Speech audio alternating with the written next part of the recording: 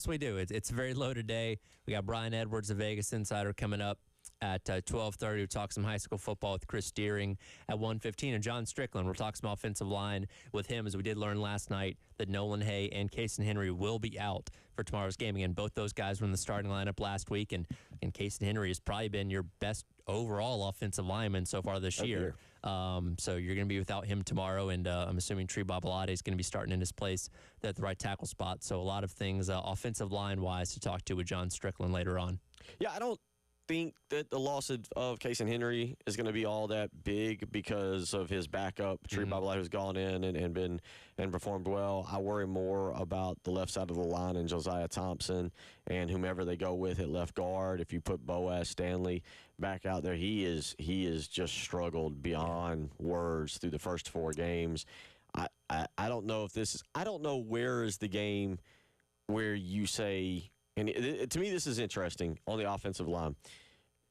Do you know the importance of this game, right? This isn't Akron. This isn't Coastal Carolina. This isn't Troy. You know, you can't just go out and experiment in this game. You got to win this game, but you've got to be better. So do you take the chance and experiment this week? And I'm going to throw it out there. Hypothetically, say Marquis Anderson gets a shot at center. Maybe last night I know Shane Beamer mentioned Trevon Ball could play center. Do you move like Rodney Newsome somewhere, Nick Sharp, all these guys that you got? Do you take an experimental chance this week, or because next week's a bye week? Yes. Do you say, hey, I know what we got. We're just going to try and scheme around it, and we're going to go with these 5 guys? Is any option really a terrible choice at this point? You know what I mean? Because, again, we're unfortunately getting in that realm where you're having almost a different combination every single week, which is what plagued the team 2 years ago with the injuries. I feel like this is your last opportunity to try something in-game before the daunting task of the last 7 games comes up after the bye. So I'd be for, if you feel like you got a good combination or something you want to try, do it tomorrow. That way you have at least data going into the bye week. Say, okay, this works or this doesn't work. And if you need to figure something else out for LSU, you can do that. But if you feel good about what you have coming away from tomorrow night, you can say, okay, we'll keep riding with this until we have to do something else. But nevertheless, it's been a challenge. And I thought you brought up a really good point yesterday when I was driving over and listening. And, you were talking about people saying, X amount of years ago, the offensive line was so much better. Well, maybe not really. You just had a running back that could make guys miss, like a Marcus Lattimore back in the Spurrier days. And unfortunately, you just don't really have that capable kind of back right now for Carolina that can cover up some of the inefficiencies in the offensive line when it comes to just specifically run blocking. Yeah, no, they I think that's an area that's got to be addressed as well. But we'll get into this game. A couple of questions we'll ask you. Are you concerned with how South Carolina wins tomorrow? You okay with like a 7-6 victory? Do you need to see a little bit more of a dominant performance? We'll get into that a little bit. Also, talk about Kentucky playing Cutter Boley, the new starting quarterback. How does that impact the game? So we'll get into a lot of that. Brian Edwards coming up at 12:30. A lot to do today. John Strickland, also Chris Deering. It's going to be a fun show. Again, if you want to weigh in, 803-404-6100. That's how you can do so. You're listening to Tyler Head, Bill Gunner, Captain David Dare on a Friday afternoon. It is the Halftime Show.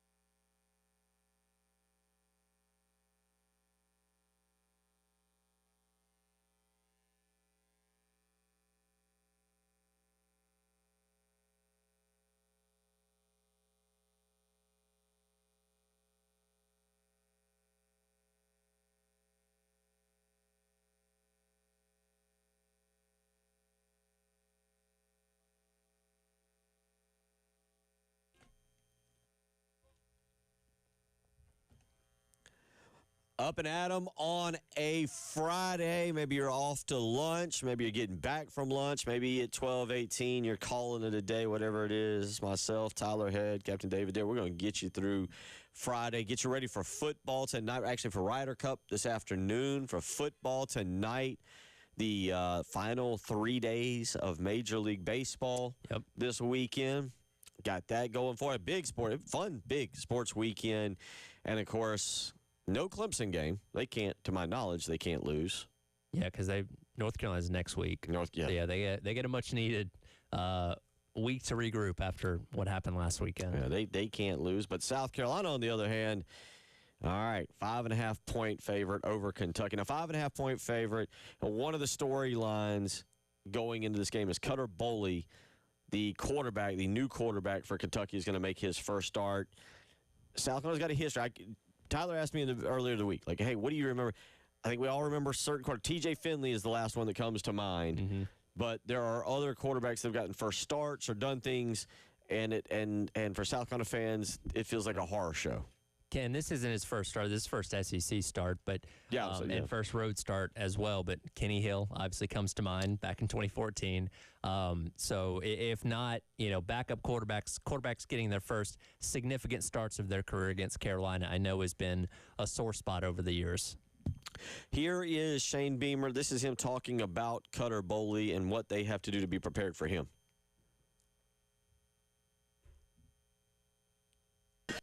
Yeah, talented. He can make all the throws. He's young. He played a lot against Texas last year at the end of the season. Played against Louisville in their last game, and came in here this past season. He's a big, tall guy that can make all the throws. Sits in the pocket, and he wants to throw the ball downfield. So he will certainly challenge our secondary and really challenge our secondary if we're not able to stop the run and do a good job against their running backs. So South Carolina's got to stop Cutter Boley, but I think Tyler, it comes down to more stopping the Kentucky run game, right? Yep. Like that's what Kentucky's bread and butter is. Kentucky is built by Mark Stoops to be a physical running football team that doesn't make mistakes, and you beat yourself. They don't beat themselves. That's what they've been, right? Right. And last night, Shane Beamer, because I want to come back, we're going to come back to Cutter Boley because you just heard Shane talk about Cutter Boley, the new quarterback. But here's him talking about the running backs because I think this is the more important part. Here is last night, Carolina College, Shane Beamer talking about Kentucky's run game. I'm sorry. I'm sorry. Yeah, number one. I'm sorry, Dave. Yeah, that's all my fault. Yeah, athletic. They're they didn't have the season they wanted last year, but I think they're better. I know they're better than they were last year. They're more athletic. They have their system that they run on defense, and they have their system that they do on offense, and they're tough and they're physical and they don't beat themselves. And this year's no different. But you look at them; it's a veteran secondary. They've added. They lost a lot of pieces up front on the defensive line, but they've replaced them with quality guys in the portal. They're big on the offensive line. They're starting a redshirt freshman quarterback that's really talented, and then they're better. Everybody talks about some of the receivers they lost. They've got a really good receiving core, really good tight end core, and a running back that I was with at Oklahoma. That's really going to be a problem for a lot of teams in this league. So the run game to me, and I promise. I had my own thoughts, even though Shane and I said the same thing about what Kentucky is.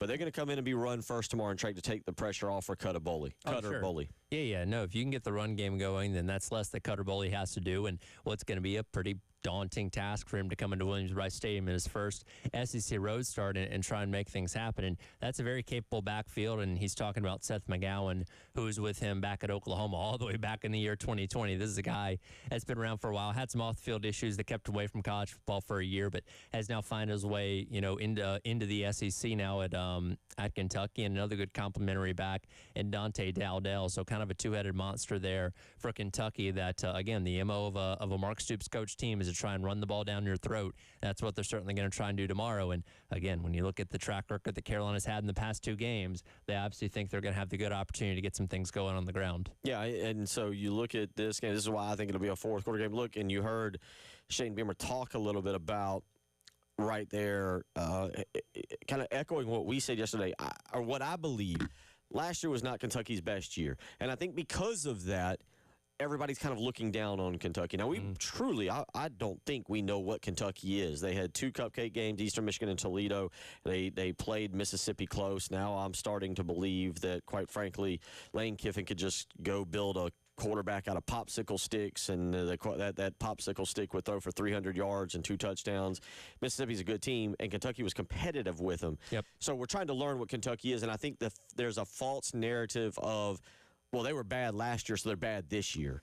And I think Shane tried to address that a little bit last night, and it gives people reason to think, oh, if we don't blow out Kentucky, we failed in some way, shape, or form. Yeah, again, we've kind of been talking about this off and on all week. If you ask most people, they would say Kentucky's the worst team in the SEC. Power rankings and all that kind of stuff suggest that, but we just don't know enough about them. Again, very spirited game against Ole Miss, who they always seem to play either close or they don't outright beat them like they did, a year ago. And, Calzada coming in out of the transfer portal at quarterback from Incarnate Word maybe didn't quite wow people in his first couple games. Is that on him? Is that on the offensive system? I know there's some strife between the fan base and Bush Hamden, their offensive coordinator, through the first couple weeks of the regular season, but they have a good running game. They're in for $172 in that game against Ole Miss a couple weeks ago. 2 very veteran, experienced running backs. Dowdell coming over from Nebraska, where he had about 600 yards on the ground a season ago. And again, like every Mark Stoops coach team, they're going to try and come in here and run the ball. They're going to try and go on long, sustained drives, control the clock, much like the last 2 opponents that South Carolina, faced, tried to do in Vanderbilt and Missouri. So very much a similar type of game plan in terms of what you're trying to do on defense, and that is stop the run first and foremost. So South Carolina's got to stop the run, and they've got to force.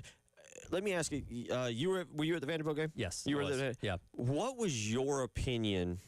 I was very vocal about this on Twitter /X, whatever we're calling it these days, about the atmosphere and how I didn't think Vanderbilt would necessarily be ready for that. They went to Lane Stadium, and look, Virginia Tech and Lane Stadium are not the same atmosphere that they were in the 90s and in the 2000s and maybe even in the early 2010s. But I didn't, aside from the beginning, I never felt like the atmosphere at Williams-Brice Stadium got to where it needed to. I think, Yeah, all right, and biased and call me a homer, whatever. I think South Carolina has built a night environment that is up there in the top 4 or 5 nationally. Sure. You're going to see one of them. We're going to see, one of them this coming Saturday. Up in Happy Valley, a 7:30 game with the whiteout. That's an incredible night environment. I've been to LSU. That place is terrifying and scary, like literally scary. I've seen. I think South Carolina's built a night environment. I never felt against Vanderbilt it got to the levels that I've seen it get to around here, and part of that, and a lot of that was because of how Vanderbilt played and how South Carolina played. Yeah, and I think obviously you look at Sellers going out for halftime. That really took a lot of air, not only out of the stadium, but also out of the team, seemingly, for the second half of that game. So I just don't feel like you got an opportunity to really get the fans going and charged up. And again, you had, Vanderbilt score touchdown on their opening drive. South Carolina was able to answer that. Carolina looks like they're going down to drive to maybe take the lead. They throw an interception. So it was a lot of highs and lows early on in that game. You just didn't quite get the fever pitch that you were hoping for, and then Vanderbilt just dominates from there and holds on to the ball for so long that really kind of flattened the crowd out more. And I say that because I think tomorrow night it's a sellout. It's going to be a late game. People are going to have the opportunity. We don't know what the weather. Tyler and I were talking about this. Looks like there's a weather system slowly moving in here, and we're kind of all watching it. But you're going to get a situation where another great day to go out and tailgate. However you tailgate, however you want to go about doing it, and then go in the stadium and you get the lights going and you get the fireworks going and you get the music going, and you create that home environment for a new quarterback making, as you said, his first road start, that then I think forces him to rely on his ground game more early on. But if you're quiet, if that crowd doesn't get into it and he's able to complete 4 or 5 throws in a row or something and get his confidence up, it changes, I think, the dynamics of the game. And for a game like this where we're already going in with a lot of doubts about what this team's shown us through the first 4 weeks, let's say, South Carolina gets the ball first and they go out there and boom, it's 3 and out in the punt. Yeah, and then Kentucky drives down the field and scores a touchdown and it's 7-0 game, 5 minutes in. That's something that could really take the air out of the stadium, because then everybody's saying, oh boy, here we go again. It's going to be another long night, and you're not getting that challenging environment that's going to put Cutter Boley in a tough spot. That's a great point, because I know a lot of you out there are on edge. You're starting to feel it, and you make that point. If they come out offensive line gets beaten up, Lenore Sellers takes a sack, something goes wrong. It feels like the Boo Birds could come out and it could change the energy in that stadium. Yeah. And I am a believer now, and I do think that stadium and that crowd can have an impact on a football game more so than a few other stadiums out there, a few other teams.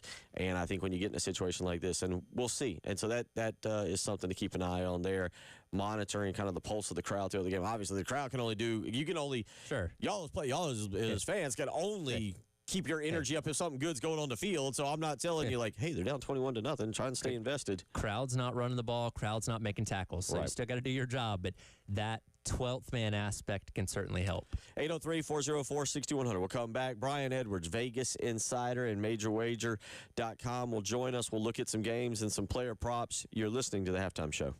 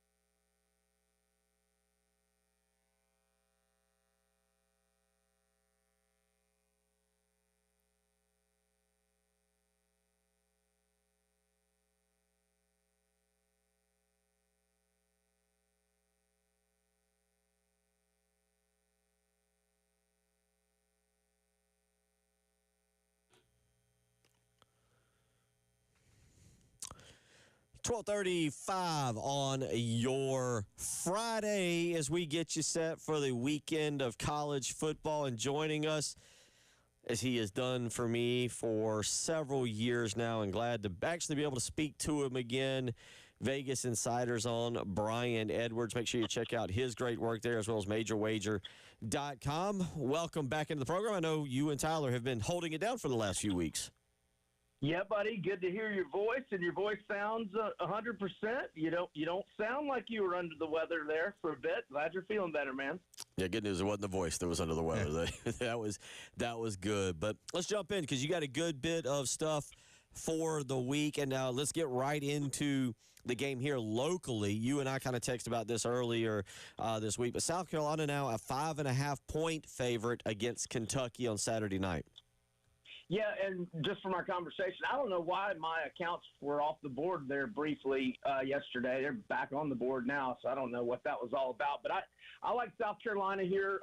I feel like they even in defeat. Look, Missouri's a handful. I don't know if anybody's winning at Missouri this year. And South Carolina had the lead for early parts of the fourth quarter. And what was best to see was the offense, because the offense had really been struggling. And Lenore Sellers throws for 302 yards, 2 touchdowns without an interception. You got some young receivers stepping up. Van Travius Jacobs, 7 receptions, 128 yards, 1 touchdown. He's the redshirt freshman. And then true freshman Brian Rowe, 3 catches for 50 yards and 1 touchdown. South Carolina's won 3 in a row, both straight up and against the spread in this rivalry. But the main part of this handicap to me is the young quarterback for Kentucky, the redshirt freshman, Cutter Boley. He's got 2 starts to his credit. One at home to Louisville last year did not go well. And, he played pretty good against a Eastern Michigan team that is not very good this year. Both of those are at home. This is the first career road start at night, one of the most raucous environments in the country. And, desperation and urgency don't always translate to success, but it usually translates into great effort. And this is a desperation game for South Carolina. They got to have this one to get to the open date 3-2 because the schedule down the stretch is brutal. I'll lay the 6, or there were a few 5.5s last night on the Gamecocks, but I would like it all the way up to 7. Brian Edwards, Vegas Insider, joining us here in the AAA Heat and our phone lines. Fun weekend ahead across all of football. One of the more intriguing games, LSU taking on Ole Miss. 2 very capable offenses, though we haven't seen everything I think we wanted to see out of LSU so far. You like the over in this one? I do. Now, early in the week, I was saying that I preferred the over to Ole Miss because I'm betting both Ole Miss and the over. But now, that was when the total was 54.5. Now it's 56.5 or 57. So now I'm flipping. I'm saying amount-wise, I'm on Ole Miss for a little bit more, at least at this number. I like Ole Miss more. So even though LSU's won 7 of the last 9 in this rivalry, Ole Miss has won the last 2 in Oxford. Going back to last year, they've won 6 in a row, regardless of where the game is played. And since losing that SEC opener to Kentucky last year, Ole Miss has won 6 in a row at home, 4-2 against the spread, 5 wins by double-digit margins.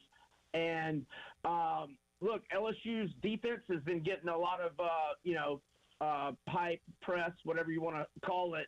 But last time I checked, my Gators and Clemson were not scoring a lot of touchdowns. And I think those wins are aging like spilled milk for LSU. This is by far the best offense they've faced. I like Ole Miss, either -1.5 or, if you can get money line, -120 or -125. I'm also on the over. Like I said, I got it at 54.5. If your number's 56.5 and you agree with me and you like the over, I would buy the half point to 56. That's a multiple of 7, so it's a key number on a total. So, very easily could hit right on that. And then just some reasons why. The over's 3-1 for Ole Miss. And although the under's 3-1 for LSU, like I said, Clemson and Florida's offense is not good. And, hey, Florida had 141 yards of offense against Miami last week, but they had 23 first downs and 366 yards against LSU. And Ole Miss's defense isn't very good either. I think both quarterbacks are going to have good nights. I think we get the over, but amount-wise, I prefer Ole Miss since the total's gotten higher. Let's look at a couple player props very quickly. You like one's a team prop. Arkansas's team total. By the way, I got Arkansas pulling the upset on that. Okay. We're going to discuss this later. I got Arkansas pulling the upset when we're talking about Brian. But Arkansas team total and Jeremiah Love, the Notre Dame running back in that particular game. I like Arkansas's chances this week, too. They just cannot make the self-inflicted mistakes they made in the second half against Memphis. I'm talking about offensively. We know their defense is not very good. But the team total over 29.5 for the Hogs. They're averaging 552 yards per game. That's 8th in the nation. They're 15th in scoring points per game. Petrino is one of the best play callers. And Notre Dame, stunningly, is 118 in the country in scoring defense, giving up 32.7 per game, even gave up 30 to Purdue. And Arkansas's run defense gave up more than 300 yards rushing to Memphis. I think Jeremiah Love goes over his rushing yards prop. I've seen it anywhere from 97.5 to 100.5. Again, Brian Edwards, Vegas Insider, MajorWager.com, joining us in the AAA Heating Air phone line. Speaking of player props, there's maybe no more grittier player in college football than Haynes King. Georgia Tech taking on Wake Forest this weekend, and you're riding with the over for his rushing prop. Yeah, let's go over 53.5 on that. I didn't do a write-up, but when I did for the Clemson game a few weeks ago, I believe it was 12 of 19 games. He had 59 rushing yards or more. He had over 100 against Clemson. Not so much last week. He was trying to stay out of harm's way against Temple, but let's go over 53.5 on Haynes King. Let's jump to the NFL quickly. Two games that you're kind of keeping an eye on. These are half lines, so be a little more clear on these. But Detroit Lions, Cleveland Browns. Yeah, my main bet on this is team total over 27.5 for Detroit. In their last 5 home games, they've scored 52, 31, 31, 42, and 34. Now, last Thanksgiving, they only had 23 at home to the Bears, but the 3 home games prior to that, they had 52, 52 again, and 42. So they've had at least 31 in 8 of their last 9 home games. And Cleveland's got a good D, but they gave up 41 at Baltimore in their only road game this year. And, look, that's my biggest play amount-wise. But if you want to bet Detroit minus 6 or fewer, really 7 or fewer in the first half, I'm cool with that. First quarter, if it's 3 or fewer, I'm cool with that. But the main play, team total over. My Atlanta Falcons hosting the Washington Commanders. Jaden Daniels looked like he's not going to go this week, and Marcus Mariota get the start. Commanders still the favorite in this game, though, just very slightly over the Falcons.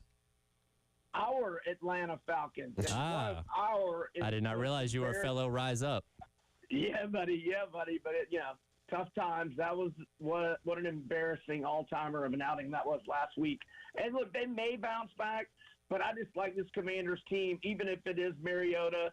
And, look, his skill set matches Kingsbury's offense really good. Mariota played really good the 2 games he played a good chunk of last year, and he played good last week. And I like the Commanders, whether McLaurin or – did I miss anything this morning? Is Daniels definitely out? I haven't seen any new updates. I think it's still perceived that it's going to be Mariota. I mean, I like this play even if McLaurin and Daniels are out, but I've only bet it small. I am still kind of waiting on that information, but I like it regardless. If Daniels and or McLaurin are upgraded, I like it even more. He is Brian Edwards. Make sure you check out VegasInsider.com and MajorWager.com. Make it part of your Saturday morning. Make it part of your daily reading, which is Saturday morning reading as you get geared up. Real quick, got about 60 seconds left with you. I know they're not your plays. These are not Vegas Insider. They're not Brian Edwards recommended plays. Quick thoughts on Penn State, Oregon, and Alabama, Georgia. About 45 seconds. Yeah, so in my contest where I have to pick 25 specified games, I went Oregon plus 3.5. A little worried about Dante Moore, the QB. First big road game. I know he had some road starts at UCLA, but James Franklin doesn't win big games very often. My brain says Georgia, but Alabama's won 9 of the last 10.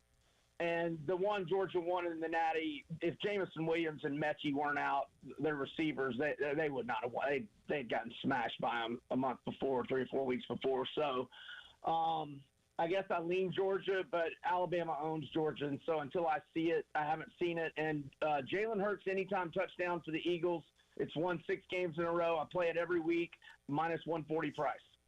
He is Brian Edwards. Make sure you check out VegasInsider.com. And again, Major Wager. Brian, great hearing from you. Look forward to catching up with you next week. Thanks, guys. Y'all have a great weekend. Take care. Take care. We'll come back, wrap up our number one. He's Tyler Head. I'm Bill Gunner, and it's Captain Dave Adair. It is the Halftime Show.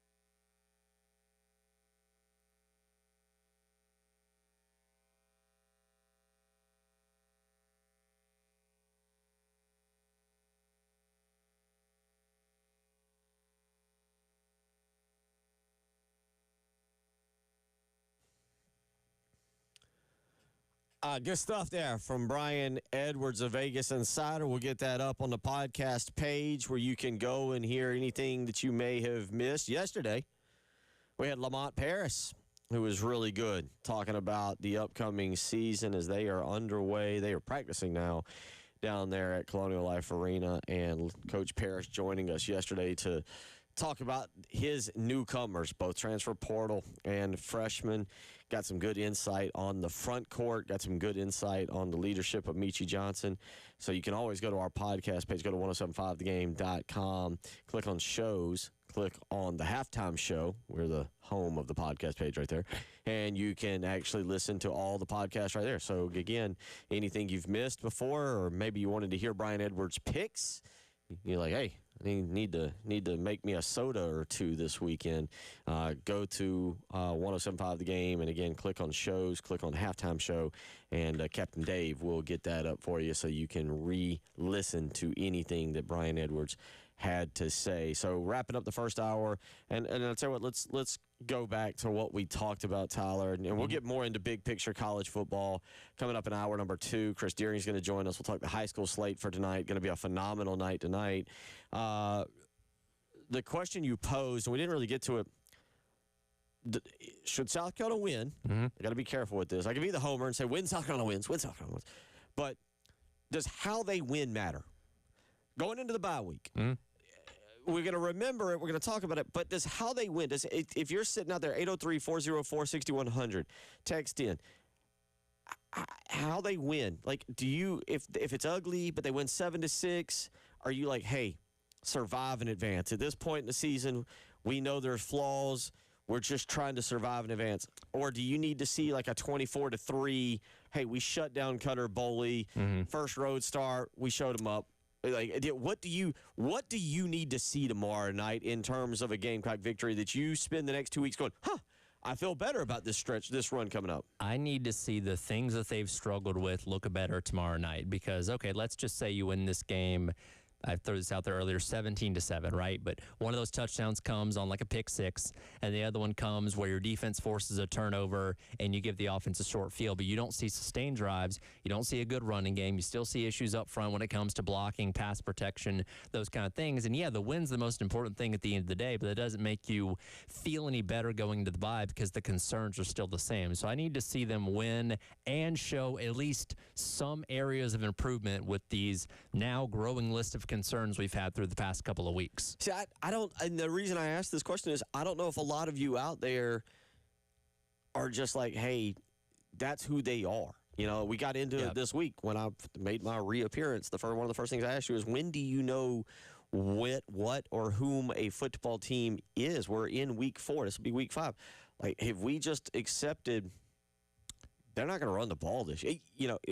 Does it magically show up in the end of October, the beginning of November? Maybe. I wouldn't say no, but have we just accepted this football team, despite everything that we talked about for 9 months, is a flawed football team, and it's surviving? Do whatever you got to. I don't care.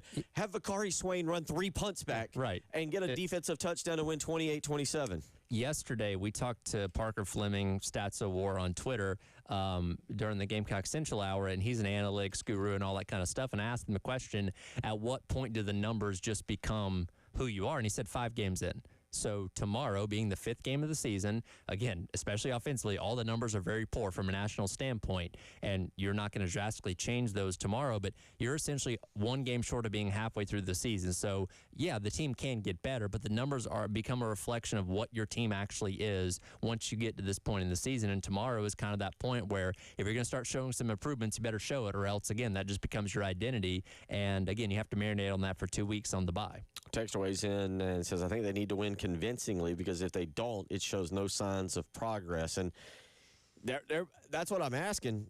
I don't know, man. I don't. I got to admit, normally I look at this team and be like, boy, they're, all right, maybe a position change away here, maybe a guy getting healthy here, maybe this happening here. There's a lot of flaws. Sure. There's a lot of flaws. And we knew there was youth on defense, and that's just going to grow with time and get better. But I'm not sure that, a lot of people can say, well, it's y'all's fault. You're the media. By the way, I don't consider myself media. I'll let Tyler. But were they overhyped? Is this just who they are? Texter weighs in. I agree with Tyler. Need to see improvement running, stopping run, and penalties. Otherwise, they're going 4-8 or 5-7. I don't know. This is prove it week. I'm with y'all. Yeah. But I might be of the opinion that this is whom they are. We'll talk more about it. Chris Deering also coming up. You're listening to the Halftime Show.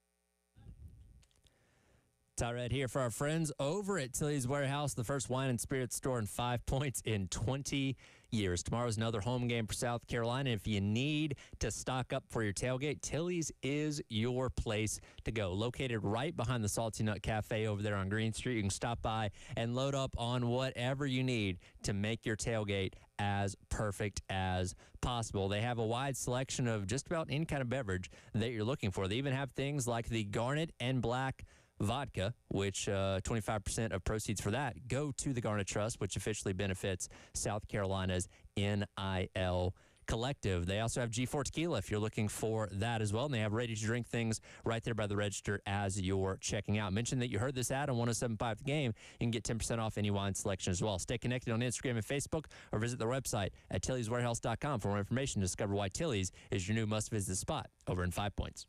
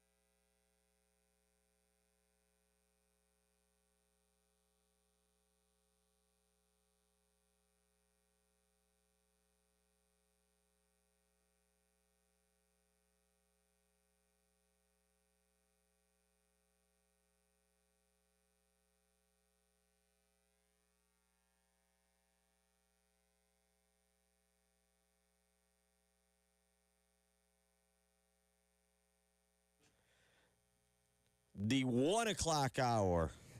Tyler, we're creeping closer We're getting there. to the official. For everybody else, the official start. When do you consider the weekend? I mean, we don't have hard.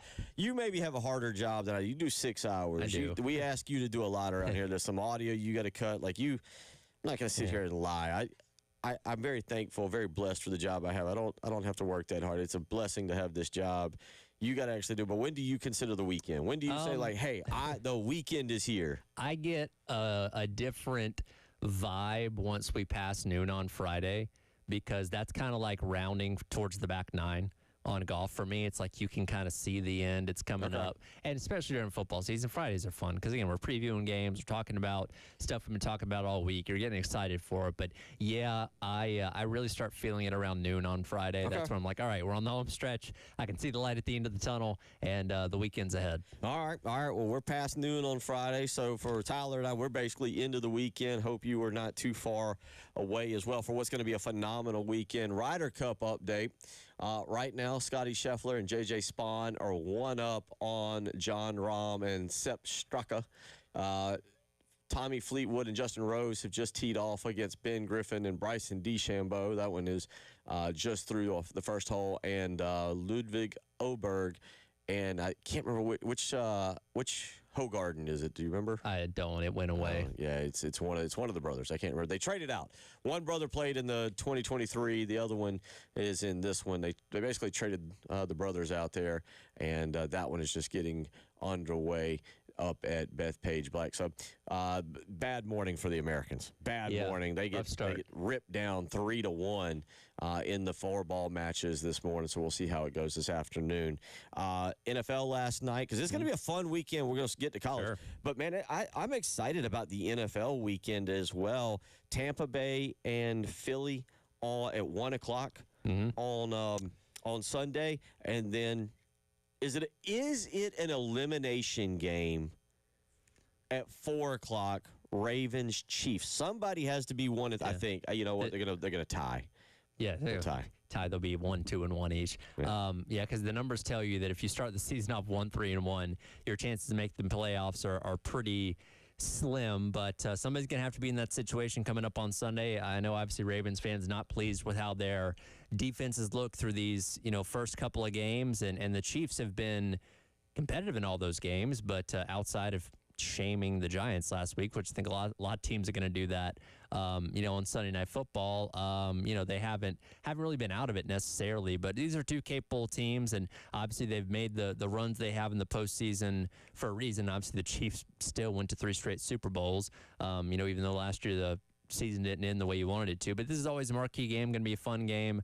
Anytime you have Lamar Jackson and Patrick Mahomes teeing off against each other, and I feel like this might be a situation. Maybe we should have asked Brian about this earlier, but you might want to take the over in this one. Yeah, possibly. That'd be a great game. Again, I mentioned. Let me go back real quick. Tampa Bay and Philadelphia.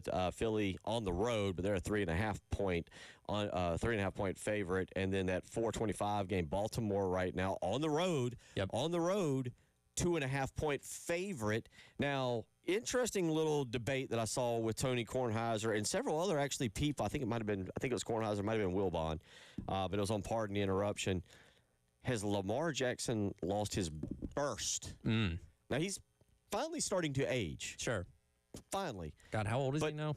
I think he's only like 23. He's 28. Oh, my God. I feel like he's been around the league for 12 years. Exactly. But is he starting to lose? Nobody, as they've said, I was listening, Steve Young was talking about this the other day, and Steve Young was basically saying, hey, even at 37, I could make guys miss and do certain things. Sure. But to their point, we all, as Tyler and now Captain Dave and everybody around here started to hear me complain during the breaks, wandering around about my health and about my body aging.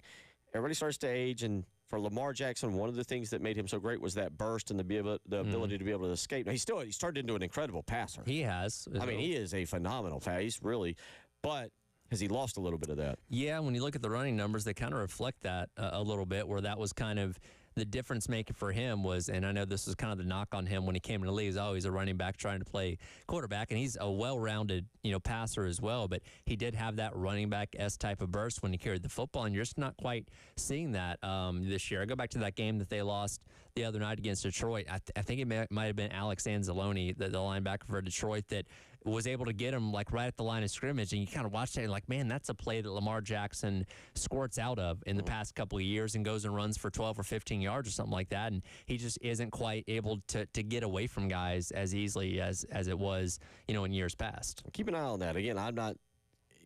Maybe the athleticism is declining. I don't think the quarterback play.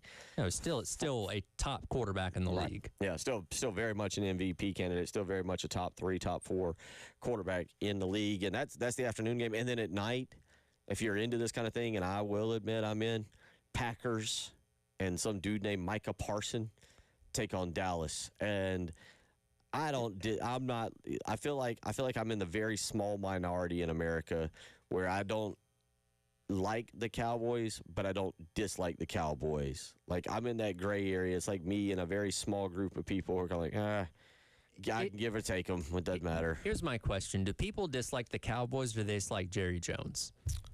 I think we have a tendency in this country to, and granted, favorite stat, I hadn't said this. So there's certain things that I've said out loud in the last 7 weeks that I realized I hadn't said on air. Like, you realize the Cowboys have never won a Super Bowl on a flat screen TV. Yeah. Oh, so I was born in the summer of '96. Okay. The last time they played in a Super Bowl, I believe, was that January before. Okay. In my lifetime, I've never even seen them reach the conference championship. Yeah, you're unaware game. of Cowboys success. I'm unaware of, with my own eyes, I've never seen Cowboys have the success of the Jimmy Johnson days, Troy Aikman, all that kind of stuff. I've heard about it. Yeah. Seen plenty of highlights, NFL films, all that kind of stuff. I've never lived through that, and I'm almost 30 years old. Yeah, I didn't, I'll admit, growing up in my early years, I didn't like the Cowboys. I didn't care for Aikman, Smith, for Irvin, for all of those guys. That was just not a team that I liked or rooted for. As I've grown older, I've become indifferent. I would lean toward not liking them more than I would liking them, but I grew up liking the Packers because of the one and only Sterling Sharp. Sure. So I will have more of a rooting interest on Sunday night. And it's just a good matchup when you talk about NFL games and what's kind of taking place. And, yeah, I think the NFL is in a great spot. I love the parody of it because also it looks like we're cycling out. It feels like we're cycling out. I could be wrong. The Chiefs. And you're cycling in multiple more teams that can win the Super Bowl. You see the Eagles coming along. Yeah. The Bills, obviously. Look, I'm not going to rule out the Ravens. And look, the Chiefs are still a good, capable team of going on a late postseason run. Again, they're coming off of 3 straight Super Bowl appearances, so they're not dead in the water by any means. But I don't feel like they have the stranglehold on the AFC like the Patriots had for so many years. Like, it does still feel like it's very open. Now, again, somebody's still got to beat them to get to that Super Bowl. Looking at you, Josh Allen, looking at you, Lamar Jackson, teams like that. But it seems like the opportunity is certainly there. So that's your kind of NFL rundown for the weekend. There is, by the way, an overseas game, if you will, 9:30 on Sunday morning in Ireland. It'll be the Minnesota Vikings and the Pittsburgh Steelers, and Aaron Rodgers doing what Aaron Rodgers does. He's complained about the travel plans, because that's Aaron Rodgers. Just like the NFL wanted Aaron Rodgers versus Carson Wentz. Oh boy, yeah, that's exactly what you want. But yeah, Aaron Rodgers is not pleased over there. So you got that. So big weekend there. We mentioned the Ryder Cup also this weekend. Now this is interesting. I'm always kind of fascinated with this because here we are at the very end. This should be a lot of fun. How invested or how much of an eye do you keep on Major League Baseball, pennant chases, very end of everything? It is tougher when the team you're rooting for is not involved, and the Braves have been eliminated for a while now. I know they went on their little 10-game winning streak there that meant all of nothing. So when you don't have a rooting interest, it's definitely not as exciting. I definitely look forward to the MLB postseason when it gets here, regardless of if the Braves are entered or not, because it's just such an exciting format and high stakes for the month of October and all that kind of stuff. But I keep an eye on the pennant races. Again, I don't have the the MLB TV thing where you can watch every single game. So I'm at the mercy of whatever games are made available to me, which unfortunately is not a whole lot. So it is mainly a lot of like highlights and stuff, at least until you get into the actual postseason. So we got all that going, and then on top of that, college football. We'll get back into our big picture college football look around. We heard Brian Edwards' picks. We'll give some of our picks. We're gonna set up a segment here where we start to pick against y'all, and everybody knows I like to be challenged, and if I lose, I have to do something stupid, walk around outside or something. I don't know. We'll figure something out. We'll We're gonna figure come it up. out. We're gonna come up with something. Don't you worry. But coming up next, let's get to the high school season. Man, it is flying along. The high school season is. Some great games coming up this weekend. We'll catch up with our good buddy Chris Deering of Prep Red Zone and talk with him for our high school highlights of the week. You're listening to Tyler Head, Bill Gunner, and Captain David Dare. It is the halftime show.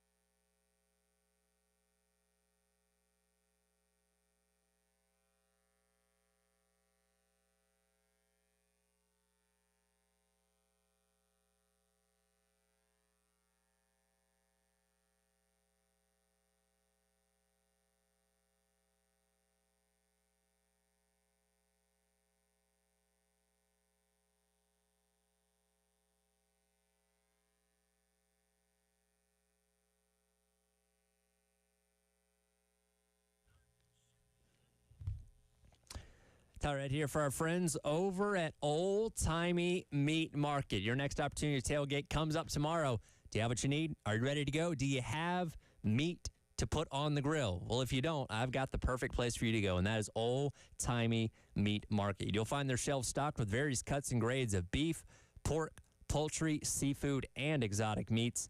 The selections are always fresh, never frozen, competitively priced, and of the highest quality. And if you need a grill, might I recommend a Traeger grill where you can grill out with your family and friends or tailgate as well. And Old Timey Meat Market has plenty of Traeger grills in stocks alongside of pellets, rubs, sauces, and accessories too. And you can go by the Lexington location out where Bill and I are and take a look at all the many sizes of Traeger grills they have to offer. Old Timey Meat Market and Traeger grills is a perfect combination. Old Timey Meat Market quality selection, and as always, cut above the rest.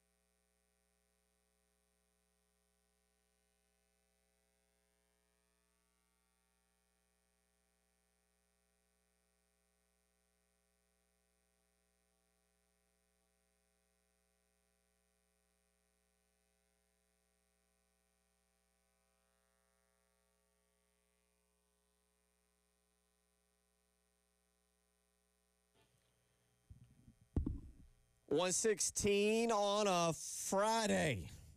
Football Friday. That's right. Get out the pigskin, throw it around a little bit in the yard. Let's get ready for college football, NFL football on Sunday. But it starts tonight. It actually started last night. I think there was a game or two last night. High school football in full effect. And joining us now, as he has done for multiple years, and first time back with me this year, is Chris Deering. Welcome in, young man. Have not been able to follow your Berkeley Stags, but I have been able to follow you on Twitter and all the great work you and your team put in there at Prep Red Zone. Well, Bill, I appreciate it, and I think I speak for a lot of people today. Wishing you, glad to have you back. We wish you well, of course, and just glad to hear you back on the airways this week. It's been a joy. Tyler and I had a good time talking high school sports, but always good to have you back in the mix and talking about it as well. Yeah, man, glad to be here. Definitely a lot better being in the recliner. And I was telling Tyler, being a lot better than being there watching Price is Right. So let's get into it. Let's get into it. I know I've missed a good bit. It's been a great season so far, and we're barreling toward the playoffs. But a couple that get going tonight, and let's just look back real quick. Oceanside last week, is that the upset of the? It's the upset of the season, I would guess. Yeah, I mean, if Tyler remembers correctly, I talked about that game last week, and I pretty much said that I thought it was going to be obviously closer than last year's game when Dutch Fork won 51-0, but I thought Dutch Fork would find a way to win that one, and I was wrong. Oceanside played a really great game. Dutch Fork did have a chance in the final minute, drove down inside the 10-yard line. I think had it about on 6. Had a fourth down play with about 15 seconds to go and threw an interception. But that's a really big win for Oceanside. They won the 3A state championship last year. It's not like that's a bad team, but I just thought Dutch Fork would have more depth and more, weapons than Oceanside would. But it turned out not to be that way. That Oceanside team is good. You've got to consider them one of the favorites in 3A again this year. And for them to beat Dutch Fork, Dutch Fork hadn't lost in 2 years in the regular season, or hadn't lost at all in 2 years. I think they had a 24-game winning streak snapped in that loss, and so that's a big win for them. And one thing I keep saying is, people are talking Dutch Fork's down. They're not the same Dutch Fork. I said this a couple of years ago when they had some losses in the regular season and then ended up winning the state championship. If you get Dutch Fork, you might want to get them now, because nobody wants to line up in November and see Tom Knotts and Dutch Fork across the field from them. So just keep that in mind. I don't think the demise of Dutch Fork is happening like a lot of people on social media like to talk about, but they're going to be there in the end, I promise you, and this Oceanside teams could be there as well. Again, Chris Deering joining us on the AAA Heating and Air phone lines for Prep Red Zones. Again, some of the games for tonight. Got Newberry looking as strong as ever, undefeated on the season, taking on Saluda, who is reeling a little bit from a pretty dominating loss to Southside Christian last time out. Yeah, that was a little bit of a surprise to me. Maybe not the Southside Christian won the game, but the margin of victory, I think it was over 20 points. And this, you're talking about somebody hitting on all cylinders. Kenton Caldwell has probably been one of the better quarterbacks in the state. He's got over 20 touchdowns between rushing and passing. They're scoring over 40 points a game. The defense has played well enough to keep them in it. They got Jamel House, the South Carolina committed tight end. Jameer Cooks is a north-south selection. He transferred. He was at Newberry. He went to Ben Lippen for a year last year, and he's back at Newberry. He made the north-south game. There's a Cash kid, Ethan Cash, I think his name is. He's been really good at wide receiver. So they got weapons at Newberry. Maybe one of the surprise teams of the year. If I had to, I knew they would be good, but I don't think I knew they would be this good. And I think a lot of it's got to do with the play of Caldwell at quarterback. That's that right there. That's one of those good rural South Carolina football games, right up there, rivalry, not too far from each other. Saluda and Newberry certainly will be a fun one to watch tonight and to keep an eye on. And I'll be honest, having been under the weather, having not been around, Chris, those are the fun ones that make high school football a lot great here in this state. Let's come back to the Midlands here, and let's go with Ridgeview and Westwood, rivalry game, region game. Right, rivalry game, region game. Westwood got a big win last week to kick off the region over Blythewood. Ridgeview was off. I'll tell you, Ridgeview's coming in limping a little bit. They got some injuries, but their quarterback's been down, but they're playing really well. Spencer Bobain, he's been really good at running back. But Westwood's got two backs that's combined for like 800 yards, Jovan Howard and Angelo Rios. And so Ridgeview's got to stop that running game from Westwood. I know Stephen Burris is in his first year at Westwood. He sort of turned that program around a little bit. He's excited about tonight. When I got up this morning, I saw he tweeted about 5 a.m. that he was ready for game day. So I don't think you got to worry about him getting that team motivated and ready to play at Westwood. But this Ridgeview team, they might be the best 2-2 team in the state. They've played Dutch Fork, they played Northwestern, played both of those teams to a 7-point loss. Their quarterback went out in the Northwestern game. Christian Jackson, their really good wide receiver, he's out right now, but he should be back in a couple of weeks. But their defense is really good. Every coach I've talked to has raved about how fast that Ridgeview defense is, and I think that might be a big part of that game tonight against Westwood. Again, Chris Deering, Prep Red Zone, joining us here on the AAA Heating and Air phone lines. Let's talk North Augusta and Great Collegiate. I feel like we talk about these teams individually every single week, but you got them squaring off against each other tonight, and the region may end up being decided in this game tonight. Yeah, you might be right, Tyler. That's where I'm going to be tonight. It's a big game in that region. North Augusta is undefeated. They have one of the better running backs in the state that I feel like is maybe, does not get depressed that maybe he deserves because they play in North Augusta and, they're on the Georgia-South Carolina line.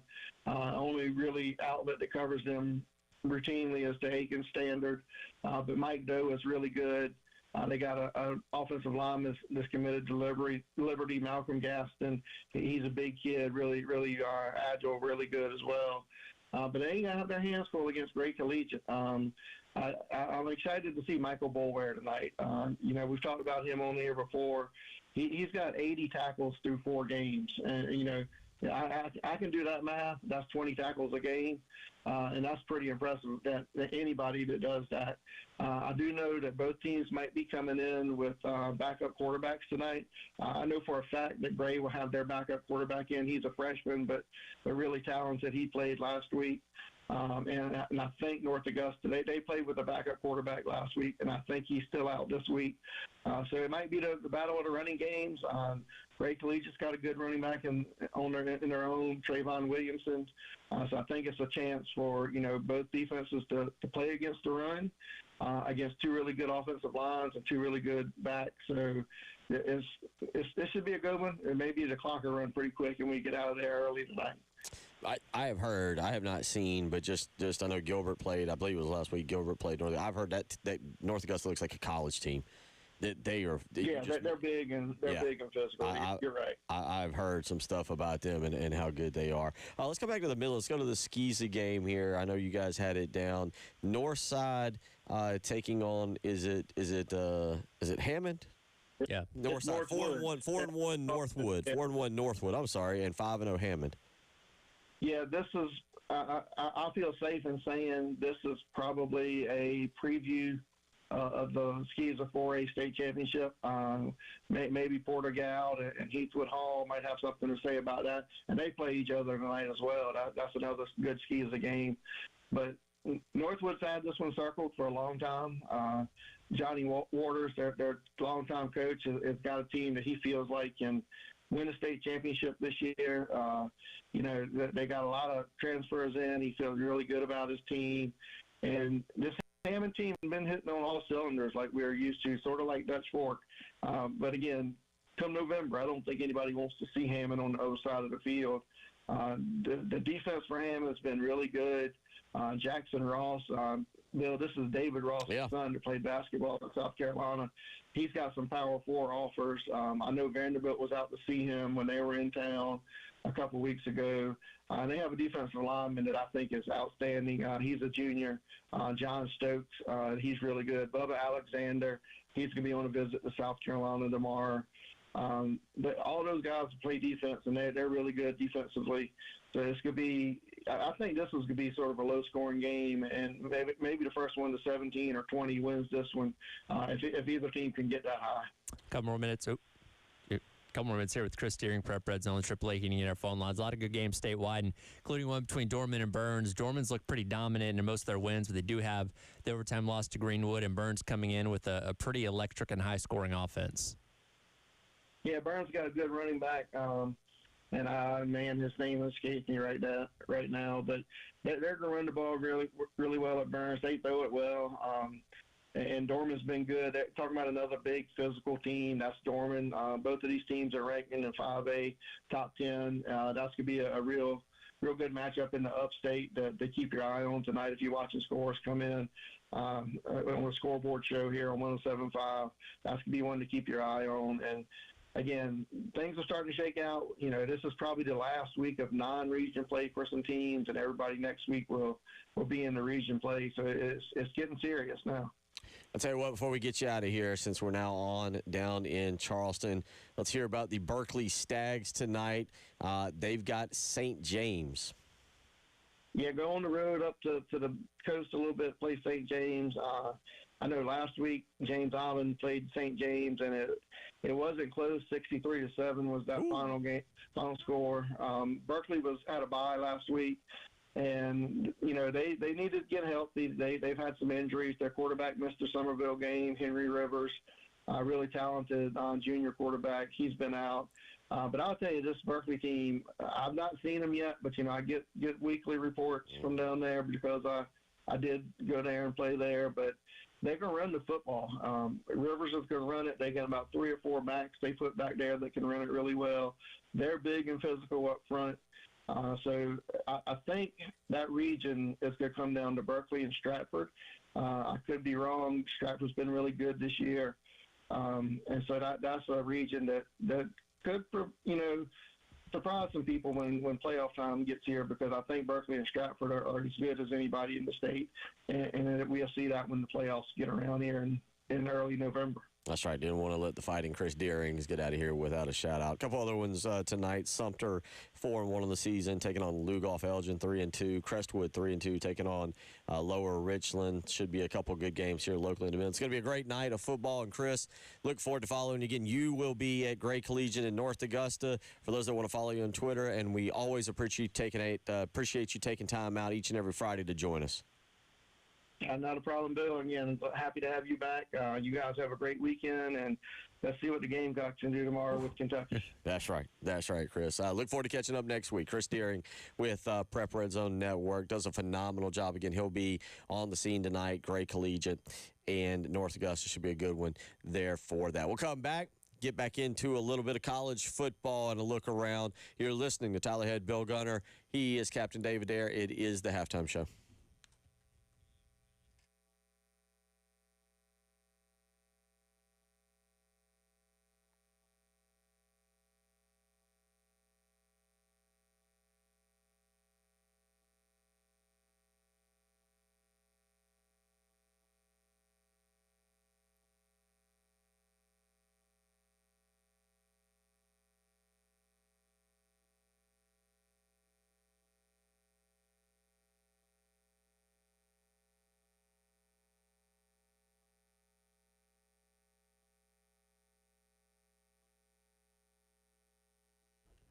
Tyler Head here for the Mortgage Guru, Jacob Crowder with First Palmetto Bank. Looking for a mortgage guru, Jacob Crowder has got you covered. He's helped so many 107.5 game listeners and can help you as well. When we hit the game, personally recommend him. Owned and operated right here in the Midlands, Jacob has local decision makers, which means quick and precise processing and underwriting. If you're looking to make a move, give Jacob a call at 803-719-1005 or email him at jcrowder@firstpalmetto.com. Interest rates have stabilized as well as the local housing market, and now is a good time to buy a house. Jacob and First Palmetto Bank have products to help home buyers. If you're considering building a home, they have no-nonsense construction loans that fit your needs. Again, Jacob's phone number is 803-719-1005. It is a great time to buy, and Jacob's MLS number is 198432. First Palmetto Bank is a member of FDIC and an equal housing lender.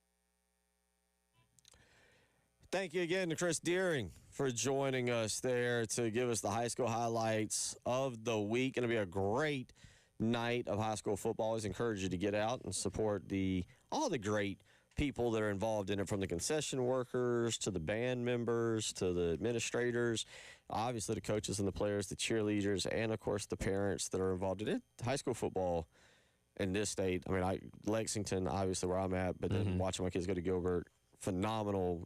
Just atmosphere's fun. Sure. Small town communities and a lot of great games tonight. Yeah, I got behind a bunch of kids going to some high school games a couple weeks ago, and I don't know, it hit the nostalgia bone for me a little bit because I'm like, I remember those days, fun times.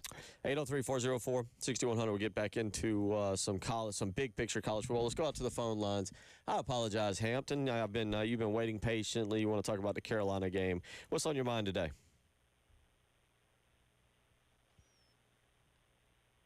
Still have Hampton? We still have Hampton. No? Going once, going twice. Oh, okay, that's okay. All right. Maybe I don't apologize quite like I thought. Let's make some picks here. Now we're gonna come up with a segment. We're gonna figure something out here in the very near future. We're gonna do this where pride and potential punishment is on the line here when we do it. But today we'll go through some of these games here. I'll keep track of them. We know how to record these segments and come up and keep everybody held accountable. That way, when we give our picks, where I give my picks, I'll leave it up to Tyler. I don't want to put Tyler's great reputation on the line. I don't know if it's that great. Let's go through some of these real quick here, and then Hampton will get to you in just a second. I know he's back. Illinois, Southern Cal, 12 noon game. Right now, Trojans 6.5-point favorite tomorrow. Yeah. Again, I've been critical of Lincoln Riley a lot, but I liked what I saw of their offense last week on the first time I really got to sit down and actually watch Southern Cal for an extended period of time. And, man, you can't ignore Illinois just getting their doors blown off last week by Indiana. It's going to be a little bit of a tricky trip for Southern Cal. And, Lincoln Riley voiced his concern for it being such an early game for their local time out there as they're traveling to Champaign for this one. But, I got to probably lean towards Southern Cal and covering that. Okay, yeah, I'm going with Southern Cal. I feel like this isn't the Is Southern Cal back game, but this is a chance for them. None of us really know what's going on with Southern Cal. They played that 11 p.m. Eastern time game last week against Michigan State. I was up. I called some of it. They looked pretty good. Yeah, give me Southern Cal in this. Let's go to another one that I think we both like. I like the upset. Notre Dame at Arkansas, 12 noon tomorrow. TV will definitely be on this one. Notre Dame, a 4.5-point favorite. As I've said, I put this in an article on thebigspur.com with my picks. Notre Dame's playoff hopes are on the line. Arkansas, Sam Pittman's job is in a more precarious situation than a pig at a bacon festival. Big game here. I picked Notre Dame to win, but this is definitely a capable Arkansas team of making this a very tight game, and they've quite literally fumbled away the last two opportunities to win against teams like Ole Miss and then Memphis last week. So I think they make it close. I'll take Notre Dame to win, but I think Arkansas could at least cover the number. Arkansas wins this. I'm taking Arkansas. Mark me down on the big upset tomorrow. I think Arkansas wins. Game's in Fayetteville, Razorback Stadium. I think Arkansas wins this football game tomorrow. Taylon Green is a very hidden gem in the SEC when we talk about quarterbacks. He's got 12 touchdowns on the season. He's averaging 90 yards rushing per game. Notre Dame, I think, has got a few flaws. They're not a playoff team this year. This will end, for those of you that love not having Notre Dame in the playoff, this will end that opportunity for them. They'll have 3 losses. We can officially stop talking about Notre Dame for the rest of the season. Now, we're going to come back to the big games later. We'll come back to the big games. Auburn, Texas A&M, 3:30 tomorrow. Game on ESPN. Auburn coming off of the loss to Oklahoma. A&M now up to number 9 in the country. A&M a 6.5-point favorite. Oh, man. I was obviously impressed with what A&M did on the road a couple weeks ago against Notre Dame, and we're still within that window of where A&M plays really well at the beginning of the season before they inevitably drop off and go 8-4. Obviously, some concerns on the offensive line for Auburn and the way they protected Jackson Arnold, who did probably hold on to the ball a little bit too long last week as well. So, A&M to win, but Auburn maybe to cover the number. Tight game, maybe separated by 1 or 2 points, but and this is in College Station, right? In College Station. I'll take A&M at home, but I think Auburn is capable of covering that number at least. Auburn has flaws offensively. Jackson Arnold, what is it, the 9 sacks, took 9 sacks last week? 10 last week. Was it 10? The last one was the safety. Oh, okay. I think what I do think happens here, Mike Elko, defensive minded, comes up with some blitz packages. He leans on what he saw from Brent Venables. I think A&M rolls in this one. I got them by double digits. A&M covers the 6.5 tomorrow. Let me go to a sneaky up game. Nobody's talking about it. Indiana goes to Iowa. Iowa, you know how that game goes. Yeah. Like Iowa drags you into the muck and does all kind of things. Indiana's an 8.5-point favorite, but they're coming off that big win. They got to go on the road. You go to Iowa. They got the Children's Hospital, and it's a great scene and all these things. And Iowa fans are phenomenal. Indiana's an 8.5-point favorite. Is Indiana on upset alert here?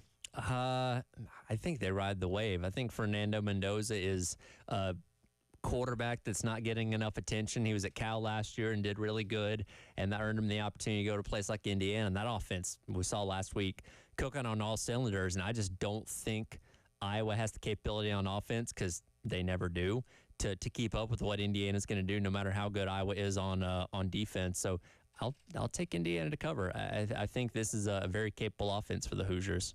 One more real quick, and then we'll get out to the phone lines. Tomorrow afternoon, 4:15, SEC Network, Tennessee at Mississippi State. Tennessee only a 7.5-point favorite. I couldn't pull the trigger on picking Mississippi State to win this game. I think it's a very high-scoring affair. I think the star power of what Tennessee has outlasts Mississippi State in the end. I'll go Tennessee to cover, though. Again, a lot of points here. All right, I'm with you on that. Tennessee to cover. I'm with you. I think Aguilar has a big day. Those three, Tennessee's building 3 receivers. Unfortunately for South Carolina Clemson, one is from Aiken and Braylon Staley, who's second on that team in receiving. That's starting to click up there. Could have beaten Georgia, didn't do it. I think Tennessee rolls by double digits tomorrow. We'll continue to make some picks here. We'll get to the big games later. There's some of the other great weekend. I mean, those are 5 games where normally you'd be like, whew, not bad. And those are all secondary games. Let's get out to the phone lines. All right, Hampton, I apologize. You're up next. How you doing this afternoon? What's on your mind? You. I'm doing well. I'm glad you're back, Bill, on the mend, or Will, excuse me. And Tyler, always a pleasure listening to you from the great state of Ohio. Thank you. On the 107.5 app. You're welcome. Look, for Carolina, I want to see Carolina run the ball. That negative yardage at Missouri was just ridiculous. Our O-line is, I know we don't have depth. I called Coach Beamer's show last night, and he's concerned about the depth, but he's very happy with who he'll have out there. I want us not to shoot ourselves in the foot with penalties. I mean, that killed us last week. We had that game, and we couldn't close the deal. And I just want us to. But if it's close, it was close back in 23 when we went 5-7. So, I mean, I think it's going to be close, but I think the Gamecocks get it done. I appreciate the phone call. Yeah, I want to come back to that about the depth. I heard that comment last night about the depth on the offensive line, and I want to revisit that. But, Hampton, I appreciate you calling in from Ohio. I know our good buddy Saki from up in Ohio. He's an Ohio State fan, and great place up there. So we'll come back. We'll wrap up our number 2. John Strickland, former offensive lineman. We're talking about offensive line. He'll join us in our number 3, and we will carry on, get back into South Carolina and Kentucky. But we'll wrap up some big picture college football thoughts when we return. You're listening to The Halftime Show.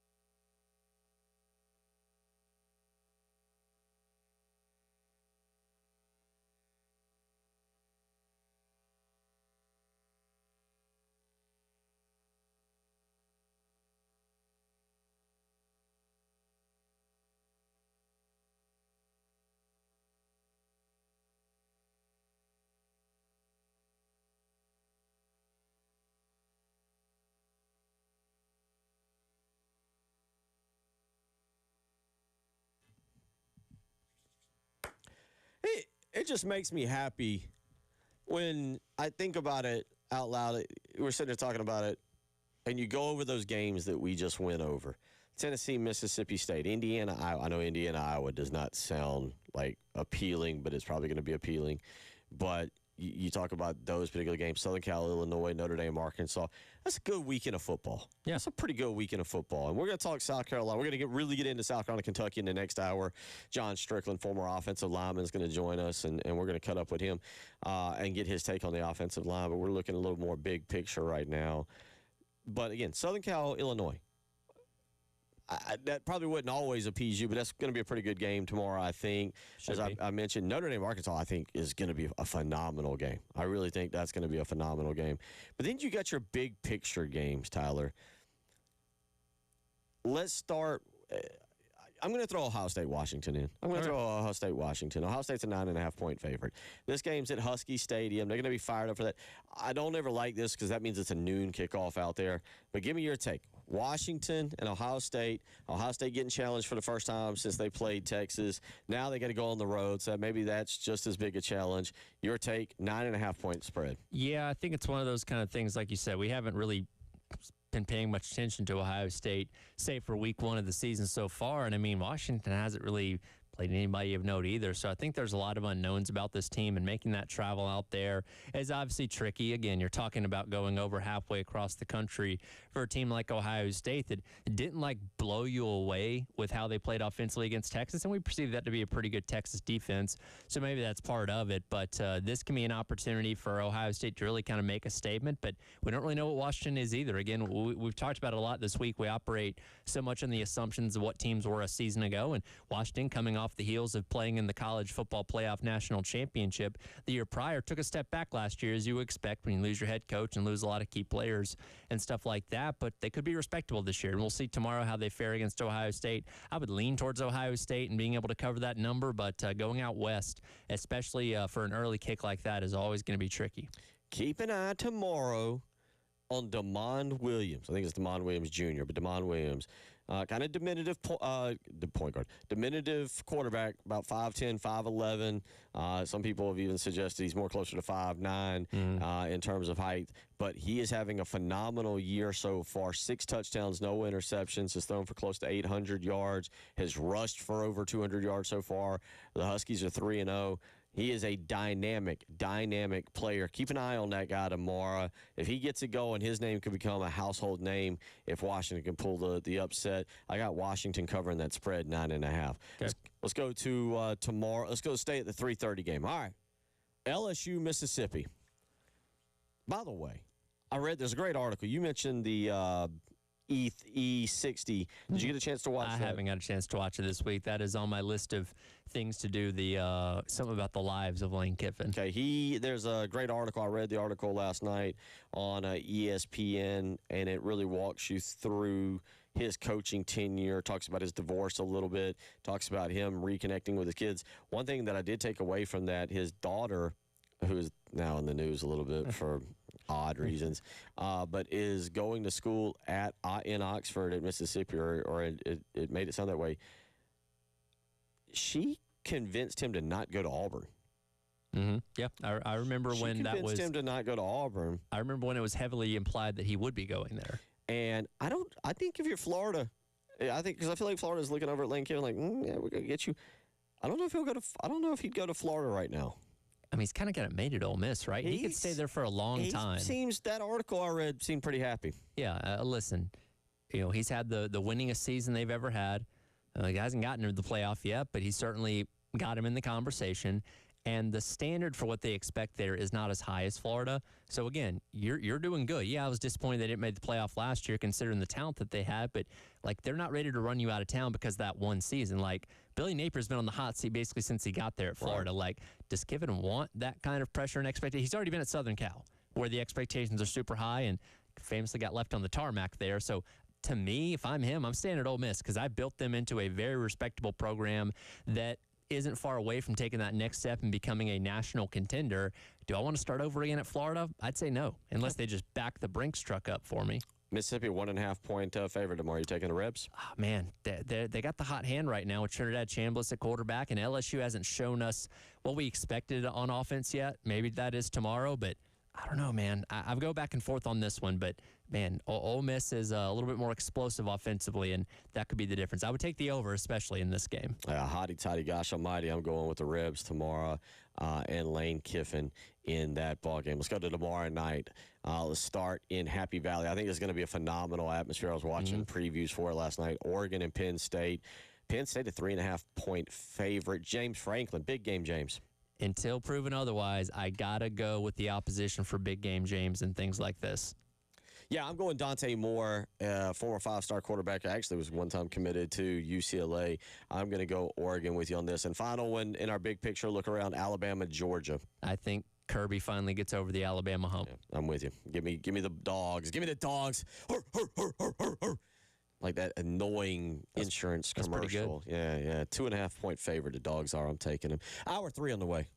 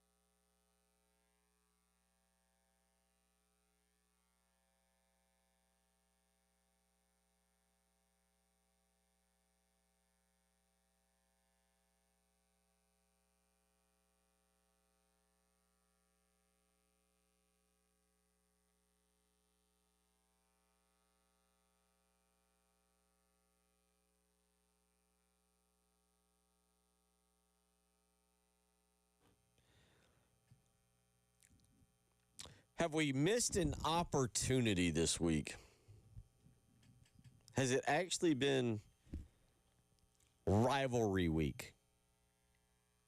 In a sense, Did we miss our? Did we miss? Has we come that far? Because I feel like last year we did rivalry week for Kentucky. Yeah, it felt that way a little bit. And again, I've talked about it. This game's kind of ticked up a little bit in the intensity. And technically speaking, now that, you haven't played Georgia, Florida, Tennessee, the past now 2 years, Vanderbilt won't be on the schedule next year. Neither will Missouri. Well, they've only been in the SEC for over a decade anyway. Yeah. This is now your longest standing continuous opponent. Because you've been playing Kentucky every single year since you joined the SEC. Oh, great fun so fact. there's an element to that I think is worth something. Yeah, good call on that one. I didn't think about that. We'll have to address that next year. This had turned into a little bit of a rivalry, I think. Both programs have been fighting really for the past 30 some odd years to get over one another. South Carolina had their dominance for a little while. Kentucky went on their run. Mark Stoops had some comments about Shane Beamer. It's very clear that I wouldn't say that Mark Stoops and Shane Beamer do not exchange Christmas cards and or text messages with each other. But I think that this has been a fun little series. And kudos to Mark Stoops. Kudos to South Carolina, but kudos to Mark Stoops for bringing that program up and making them competitive. We talked about it. And tomorrow night, this game really, for both programs, has a lot on the line. But you know what it doesn't have? A trophy. No, it does not. Does not have a trophy. So we ask you today. Now, you got to go with us on this on the rivalry. What trophy should we have for Kentucky, South Carolina? Because we're going to play this thing. We're going to see Kentucky for 4 more years. You're right. Yes. Kentucky is one of our permanent opponents. So, goodness, we're going to see them. So I am with Tyler. I think I said this yesterday. It is time for a trophy in the South Carolina-Kentucky game. What trophy should we have here? Now, you got to be really creative with this, and I don't think you were here when I did this over the summer, but I did my rivalry trophies ranking list. I think I mentioned this to you before, where I ranked every current rivalry trophy in college football. There's 82 of them active right now. Carolina's Mayor's Cup with Missouri was like 72. Oh, yeah. The Bonham Trophy was like 45. The Palmetto Bowl was like 41 or something like that. So you have some okay trophies, but nothing that really blows it out of the water. So when thinking about this, get very creative, because this needs to be incredibly unique and something that really pops off the page at you. Give us that. Yeah, one texter says 15th place losers trophy. No, that'd be the 14th place. Look, Florida is successfully holding down 16 in this league right now. I think I've come to that conclusion. Florida's 16. Florida's the worst team in the league. But no, we need a good trophy. And don't give me the Connecticut, Central Florida, Concord, or whatever the world they created. We need a good something trophy between sides. Listen, if South Carolina, Texas A&M can have a trophy, you mentioned the bottom trophy, which nobody even knows where that trophy's at. It's off in the ether. I think it's actually at the Alamo or something.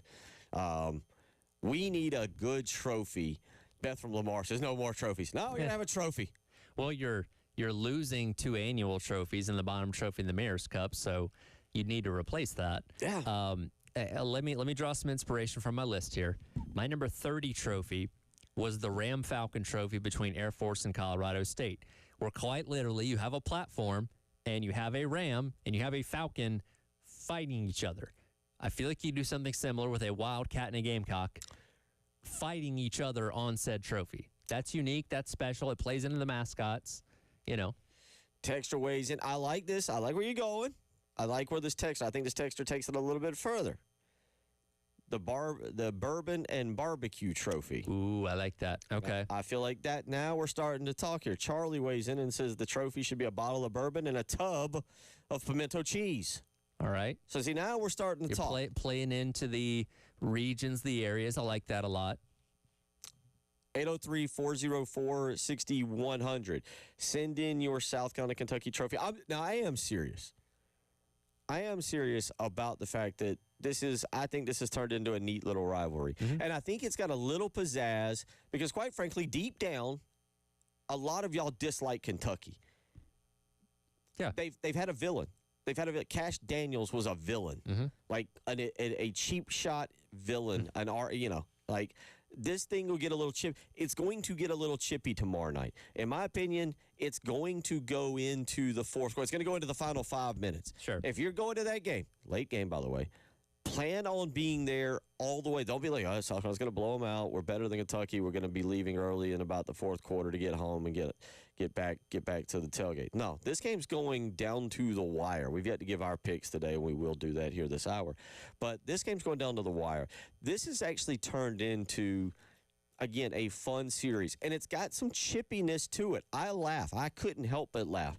2 years ago when South Carolina beat Kentucky, Tyler, the game couldn't end. There was not triple zeros on the clock, and South Carolina had already started playing Soldier Boy, and doing that and dancing around. And we've seen them. We've seen Shane Beamer and them celebrating in the locker room. Sure. Good Lord, I'm telling you now. Do not let Kentucky get a chance to celebrate tomorrow night in the visitors' locker room. Yes, please don't. That would not be a fun reaction Monday coming up next week. And I feel like there's also the element, and it's something that Beamer pointed out earlier on in the week, that with the exception of 2020, in the past 10 years, neither team's offense has eclipsed 24 points. And in today's world of college football, where it's more offensive heavy, we have a lot more high-scoring games. It's almost kind of like a throwback type of game, right, where you have a low-scoring, grind it out, defensively minded, run the ball kind of type of teams taking each other on, where, the first team to 20 points may end up winning this thing, much like it was in the SEC for such a long time. So you have that gritty throwback element to this game, too, between two teams that, again, as we've talked about, kind of look across the aisle and say, well, we shouldn't lose to them. And that's the opinion on both sides. Again, 803-404-6100. Text always in the Moonshine Steel Trophy. Okay, all right. We're getting a lot of alcohol in this. Yeah, well, Yeah. I get there is some ties. I get Which, that's what again, hey, the state of Kentucky, very well known for their alcoholic beverages. They got the bourbon trail up there. Another texter weighs in, first timer, long timer. Trophy with sunglasses. And again, you see. Okay, yeah. And then another texter weighs in. Both states are big into horse racing, so how about a Kentucky Derby style trophy? And yeah, down in Aiken, the state of South Carolina, big in that. So I'm with you. We got to look. South Carolina's not going to be a top-tier rival of Georgia. It will never happen. It will never happen. You're not going to pass Florida and Auburn. No. And Tennessee, for that matter. And, the Alabama now feels, it's a big deal when they play each other. Yeah. I mean, I think you got to pick and choose. I don't know if we accepted, and I'm coming around on it, by the way. I don't know if we accepted Missouri as a rival. The proximity's not there. We talk about, all right, what makes a rivalry? What makes for a good little rivalry series? And I don't just mean like Alabama, LSU kind of exploded because those two teams got really good, and typically it was a top high profile five every showdown. time. Yeah. I don't know if that game is still a big time game. I don't know if it's a rivalry. I know that Coke or Pepsi is using it in one of their commercials. Sure. But the bottom line is, I think you got to pick and choose. And Kentucky, to me, is a fun, neat little game where it's two teams. Yeah, it's two teams trying to figure out how to get over each other and get to the next tier of the SEC. Yeah, pretty much. Again, very much. It's like the Spider-Man meme pointing at each other, because you see a lot of similarities with both programs in a lot of years. And for each program winning this game, especially when you play it early in the season, is thought to kind of propel you into what your season is supposed to be. And if you lose this game, it's like, oh man, where are we at as a program right now for losing this game? Because go back to last year's example where Carolina went in there and ran all over, Kentucky and beat them by 25 points. And Carolina's season ascended one way and Kentucky descended in the other way. So there's a lot of value in this game for what your season ends up being, especially when you play it early. And again, I think that adds to the rivalry type of feel of this. 803-404-6100. Send us in your Kentucky South Carolina trophy. Let's get a little creative here. Yeah, you could always go with the Wildcat and the Gamecock on a trophy. I feel like it gets a little big, but I like the concept of maybe some kind of bourbon barrel with pimento cheese on top of it or something like that. Get a little creative, because We get to see Kentucky for the next We do. consecutively for the next 4 years. By the way, our guy Justin Hall did point out to me via text that it would be partially illegal to have the Gamecock fighting on a trophy because that's technically frowned upon. So maybe we don't go that route. Oh, come on! Yeah, all right. What is the thing outside of the stadium? Isn't that technically a big trophy? Yeah, a big but, I'm sorry, but it's trophy. it's not fighting another. Oh, okay. Gamecock. I see So, what you're 'cause, like, saying. if you're saying. Not implying fighting that the the Gamecock is because again that is technically illegal. But so I don't know if legality qualifies on a trophy or how that works, but he makes a good point. all right. Jim weighs in and says the bronzed bourbon bottle. Listen, all for it. I'm all for it. And then the winning coach takes a swig out of it at midfield. Or is the bronze bourbon for the team that loses to drown their sorrows that they lost to the rival? Yeah. No, I think it's you got to celebrate. True. Nothing like a bunch of college kids in the locker room after that. What is it? You did the trophies. Yes. The Big Ten's got the Oaken Barrel. Yeah, and the Big Ten really kind of. Well, I said, is that Wisconsin? Let me guess. Hold on. Let me guess. Do you know? Are you talking about the old Oaken Oaken barrel? bucket? Bucket. Yeah. Bucket. You know who that barrel, is? Whatever. Yeah. You got it right. Yeah. You know. Yeah. Give me Wisconsin. No. It's going to be Wisconsin. All right. Hold on. Play along with me, folks, because right now I'm trying to do this. It's this and the Lumberjack Trophy are what I'm trying to figure out. And my first guess, I want to say Wisconsin and Minnesota. Nah, Oaken. The bucket is Michigan, Minnesota. No, the old Oaken bucket is Purdue and Indiana. Paul Bunyan's axe is Wisconsin and Minnesota. By the way, I know you weren't here for this. My favorite trophy that got number one was the $5 Bits of Broken Chair trophy between Minnesota and Nebraska. That all stemmed from a tweet from a parody Twitter account. If you have time, dive down that rabbit hole. It's absolutely worth reading about because it's hilarious. We're gonna come back to that. That's a trivia game one time, and I can't believe I failed. I failed miserably. I've let all of you down. I've let myself down. I was nowhere close on getting those right. 803-404-6100. Our fella Clint, the Peep guy, got to follow there on the early game if you'd missed that. But Clint weighs in. Bourbon and Barbecue Softs trophy. Another texter weighs in, goes Beaches and Bluegrass trophy. That's not bad. And another texter says participation trophy. Neither are very good at this time. But again, it could be worse. We could be Florida. I'm going to that's true. That's where I've come to at this point. True, we all could be Florida, though. That's where we are. I'll steal a line from Preston. At least we ain't. We ain't. Yep. 803-404-6100. John Strickland next. That's correct. John Strickland joins us next. You're listening to the Halftime Show.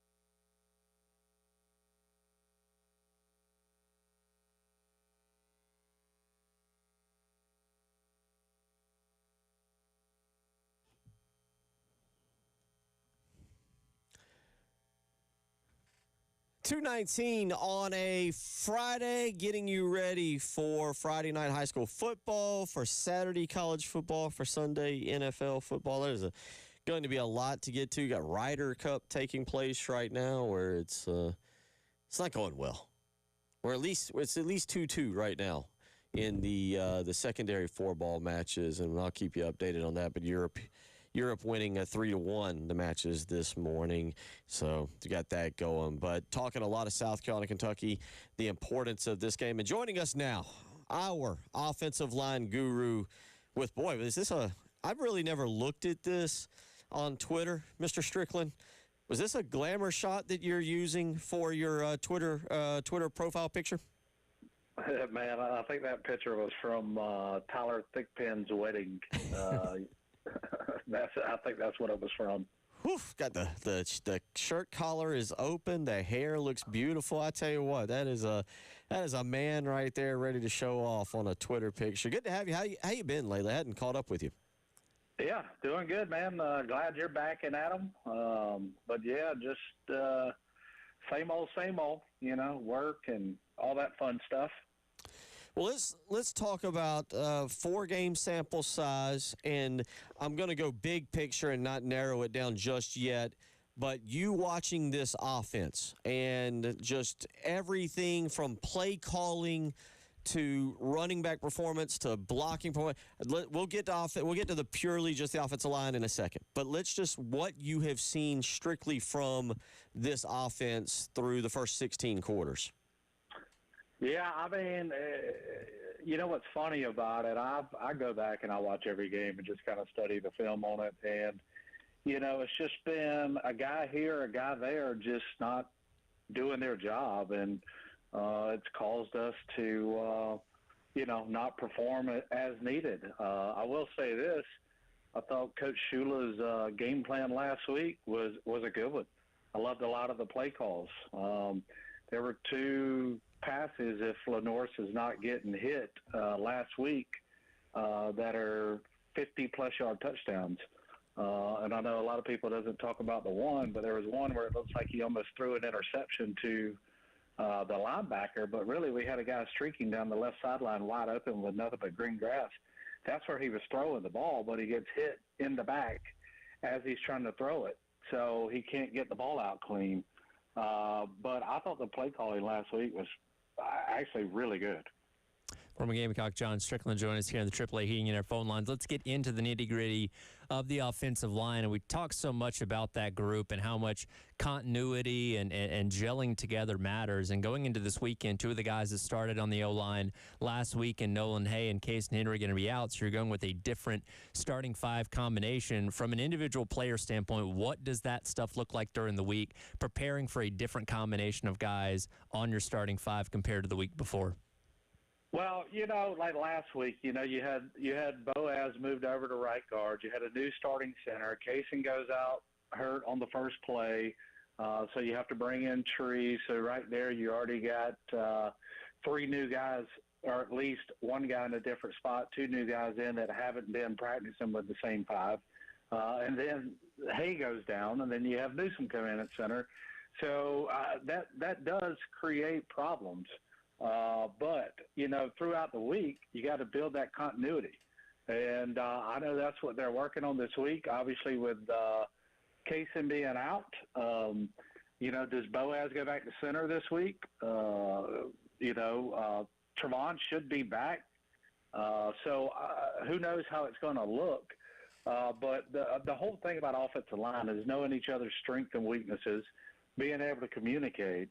And I haven't seen, enough good of it. And, it's just not the offensive line blocking. I mean, I could go down a list where tight ends there was a run last week. Oscar, the guard pulls. Oscar probably has a 12 or 15-yard game, but the tight end gets beat by number 40 from Missouri, Trotter, and we get hit for a 3-yard loss. So it's just little things here and there, and guys got to do their job. I think the thing we've struggled with the most this year on the offensive line is getting our double teams on our zone blocking, coming off and picking up the linebacker. I mean, you can go back and just look at the first quarter last week. We got linebackers running through, and that's what's causing, lost yardage plays. And it's tough to convert 3rd and 10 every time. That's why our third down percentage is not good this year, because we're just putting ourselves in holes. Former Gamecock John Strickland. He will be our offensive line guru here on this program. A few minutes left with him. Let me ask you this. You've watched this for 4 years. I say 4 years of Lonnie Teasley, 5 years total now. Do you see differences? Are you seeing the same thing that's the same issue year after year after year? No, because I thought the pass pro last year struggled, but I thought the run blocking was pretty darn good.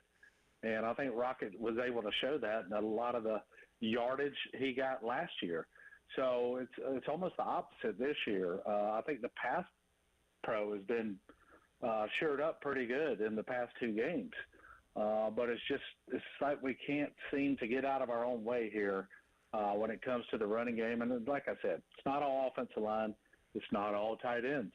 I mean, receivers got to do a better job blocking on the perimeter.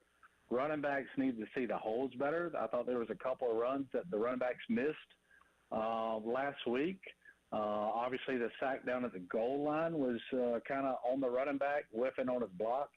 So it's not all offensive line play, just so we're all clear on that. We have obviously put a lot of focus on Josiah Thompson going into year 2 as a starter, hoping to see a tremendous jump after, he had some struggles last year. What have you seen out of him, and what can change and improve mid-season with a guy like that playing what's probably the hardest spot at left tackle in the SEC? Yeah, I mean, unfortunately for Josiah, and he'd probably tell you this, it hadn't gone the way he's wanted it to go. I think he struggled a little bit. And what that reason is, I don't know, because I'm not in the building every day knowing what these guys are talking about and going over. But it seems at times maybe he's playing not to make a mistake instead of just firing off the ball and playing loose and know your job and get it done. So maybe that's a little bit of it. Maybe he's a little unsure on some things. But that's just things you got to clean up. And one thing about an offensive lineman, you should study film and that playbook and know it like the back of your hand every snap. And that way that allows you to just go play free and not worry about, oh, man, am I blocking this guy or are we double teaming? Just whatever it is, your mental has to be just as strong or probably stronger than your physicality, because when it is, that allows the physicality to come out. Again, he's John Strickland. About 3 minutes left with him, and certainly we'll get him in studio here in the very near future on a day he's got for us. What I do want to ask you, from what you've seen, and we go into Game 5, and I just focus on the offensive line. I know you said it's the tight ends, it's the running backs, it's the whole operation. But those 5 guys, that offensive line, is this fixable this year? Is this fixable, or is this, hey, this is who they are, this is what they are right now? Well, the thing that worries you is you're 4 games in and you're having a lot of the same issues, right? So that kind of leans towards it is what it is. But are the mistakes that are being made fixable? 100% they are. So you got to clean those up. And if you can get them cleaned up, I think this offense has a chance to do some really good things. But you just got to get these mistakes cleaned up. And if they can do that, they can improve. But it's just been a lot of the same stuff over and over, especially these past couple of weeks. And again, real quick, about a minute with you. Those mistakes, is it just not knowing the scheme, you think? Is it not strong enough? Is it playing with lack of confidence? I wish I could put a, pinpoint on it and tell you this is what it is. But when you're not coming off of double teams and zone run blocking and picking up a linebacker, it's hard to figure out what those guys are thinking and what that issue is, because, that's the fundamentals of playing offensive line is chipping up with each other, double team, and working towards a linebacker. And it just seems like we're just not picking up these linebackers coming through. And I don't know if it's I'm not going to say it's lack of talent, because I've seen all these guys play during the spring and during fall camp. So I don't know what it is. They got to get it figured out. They got to find out why is this happening? John, we appreciate it. I look forward to catching up with you soon. I know it's Friday. You're probably ready to start the weekend, but we will have you here in the studio in the very near future. All right, guys. Appreciate it. Enjoy your weekend. You too. Thanks, John. A lot of great insight. We'll get that up on the podcast in case you're just tuning in and missed it. John Strickland, former South Carolina offensive lineman, with a lot of great insight there. We'll come back and discuss that a little bit, talk a little bit more about this game as we get you set for the weekend. You're listening to Tyler Head, Bill Gunner, Captain David Ayer. It is the halftime show.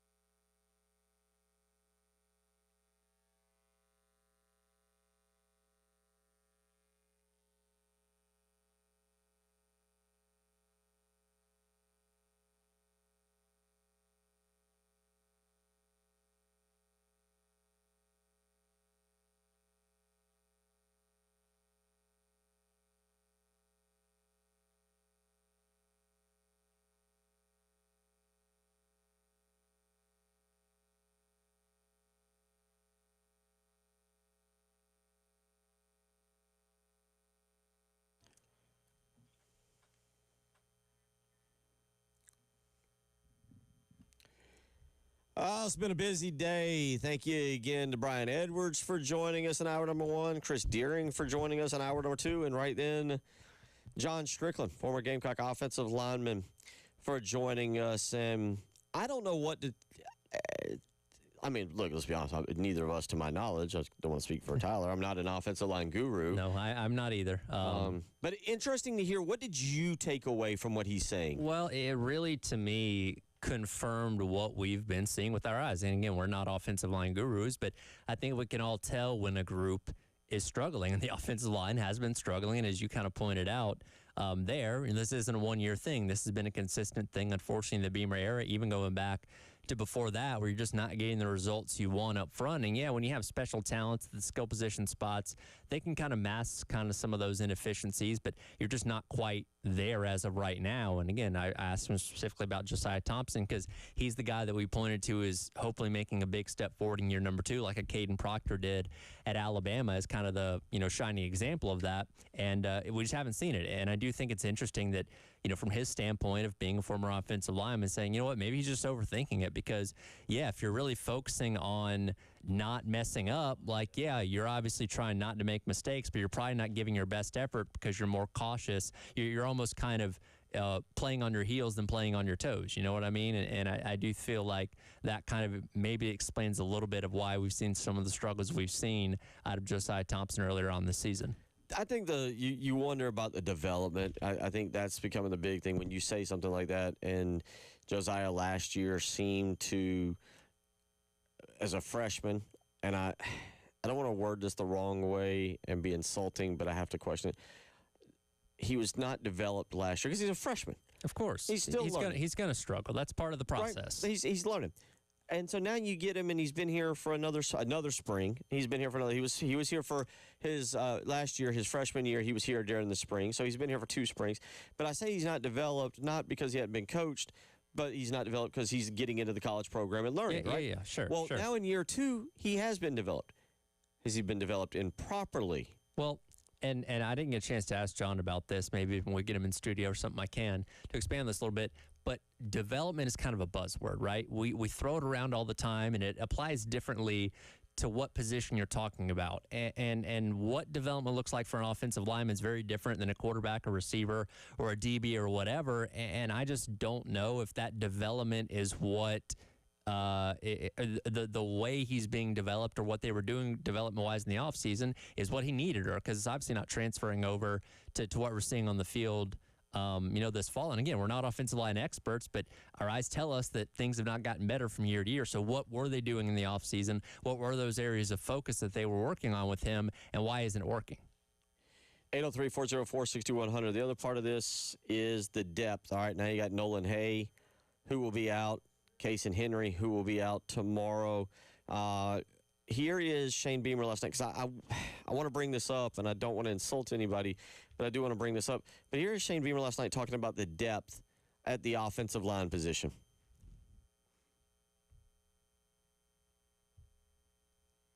And then as far as the confidence goes and the next man up mentality, I'm very confident. We've got a lot of guys on that offensive line. We don't have a lot of depth. I mean, when you look at our scholarship situation there, we don't have the number of guys on scholarship on the offensive line that ideally you would like. But we do have a lot of guys that have played football for us on the offensive line. And our guys, our coaches do a nice job of working guys at different spots and giving them position flexibility. So we'll be okay there. Obviously, we don't have a lot of depth, and that's a concern. But I like the group that will be trotting out there on Saturday night to compete against a really good Kentucky front. All right, I don't know what he defines as depth. Now he's the head coach. Whatever his definition is, that is, I'm not going to argue with him. All right. Let me try and be clear about this. Yeah. I've got 14 scholarship offensive linemen. Yes. 14. That is correct. Okay. That's a 3 deep. Yes. That's essentially a 3 deep. Now, okay, you go, well, wait, there are caveats to that. 2 of those we know are injured. Well, 3 we know are injured. I'm going to say I'll throw Brew Baker in there as well because we know he's injured. Brew Baker, Henry, and obviously Nolan Hayes. So, okay, that takes you down to 11. Mm-hmm. out of that 11, I do get it. One of them is, and I'm going to screw up his name here, Damola Aja. The true freshman. Yes. Okay. He's a tackle, true freshman. Freshman out of Duluth. They flipped from Georgia Tech. So let's just find he's not ready. That takes you to 10. That takes you to 10 that we know that are available. Yep. I'm confused by this because that's still a 2 deep. Yes. So I don't want to call. I just wonder what is depth now on the offensive line, because I feel like if you've got 3 injuries, you got a guy who just isn't ready. Yeah. Isn't ready. Yeah. But how many else are not ready? Rodney Newton. Now again, Tree Babalati, Trevon Ball have both been here for 3 years. Mark Anderson has been here for 3 years. Mm-hmm. Boaz Stanley, Nick Sharp, Rodney Newsome. They're all transfers that you brought in to help immediately. Now, Shed Surratt is a freshman again. So I get it. Jatavius Shivers is here on his 30. You see, there's a lot that works into it. Yeah. But I'm trying to figure out the depth thing when he says that. Yeah, and obviously some guys are more versatile than others where you can play multiple spots, and, you feel like you can rotate guys on the interior, like we saw Boaz go from being the center to being the right guard. It's not as easy for a guy to be a guard and a tackle at the same time, and some guys have the ability to do that. Some, obviously don't. So you get a little bit funny because the positions are different. It's obviously harder to play the tackles. Again, the farther away from the ball you are, the more difficult and more skill you have to have there, obviously. So these spots aren't quite as interchangeable as some might think, and I think that affects it to some degree too. But yeah, you're not, because 2 years ago it got to the point where you didn't even have a second line of scholarship guys. I mean, you really got down to where there were walk-ons as your backups at some of those offensive line spots because you were so decimated by injuries, which is why in the past 2 years they've gone so heavy in the portal, bringing in offensive line guys out of that fear of like, okay, we don't want this to happen again. And again, the injuries are piling up. You mentioned the guys that are already out to start the season. Now you have Hay and Henry out for who knows how long. So the injuries are a concern here. But again, the thought process was that you had gotten enough out of the portal to where you had some leeway in case you did have a string of injuries like this. Yeah, I'm not. Look, does he mean? And I'm saying this lightly. Quality depth.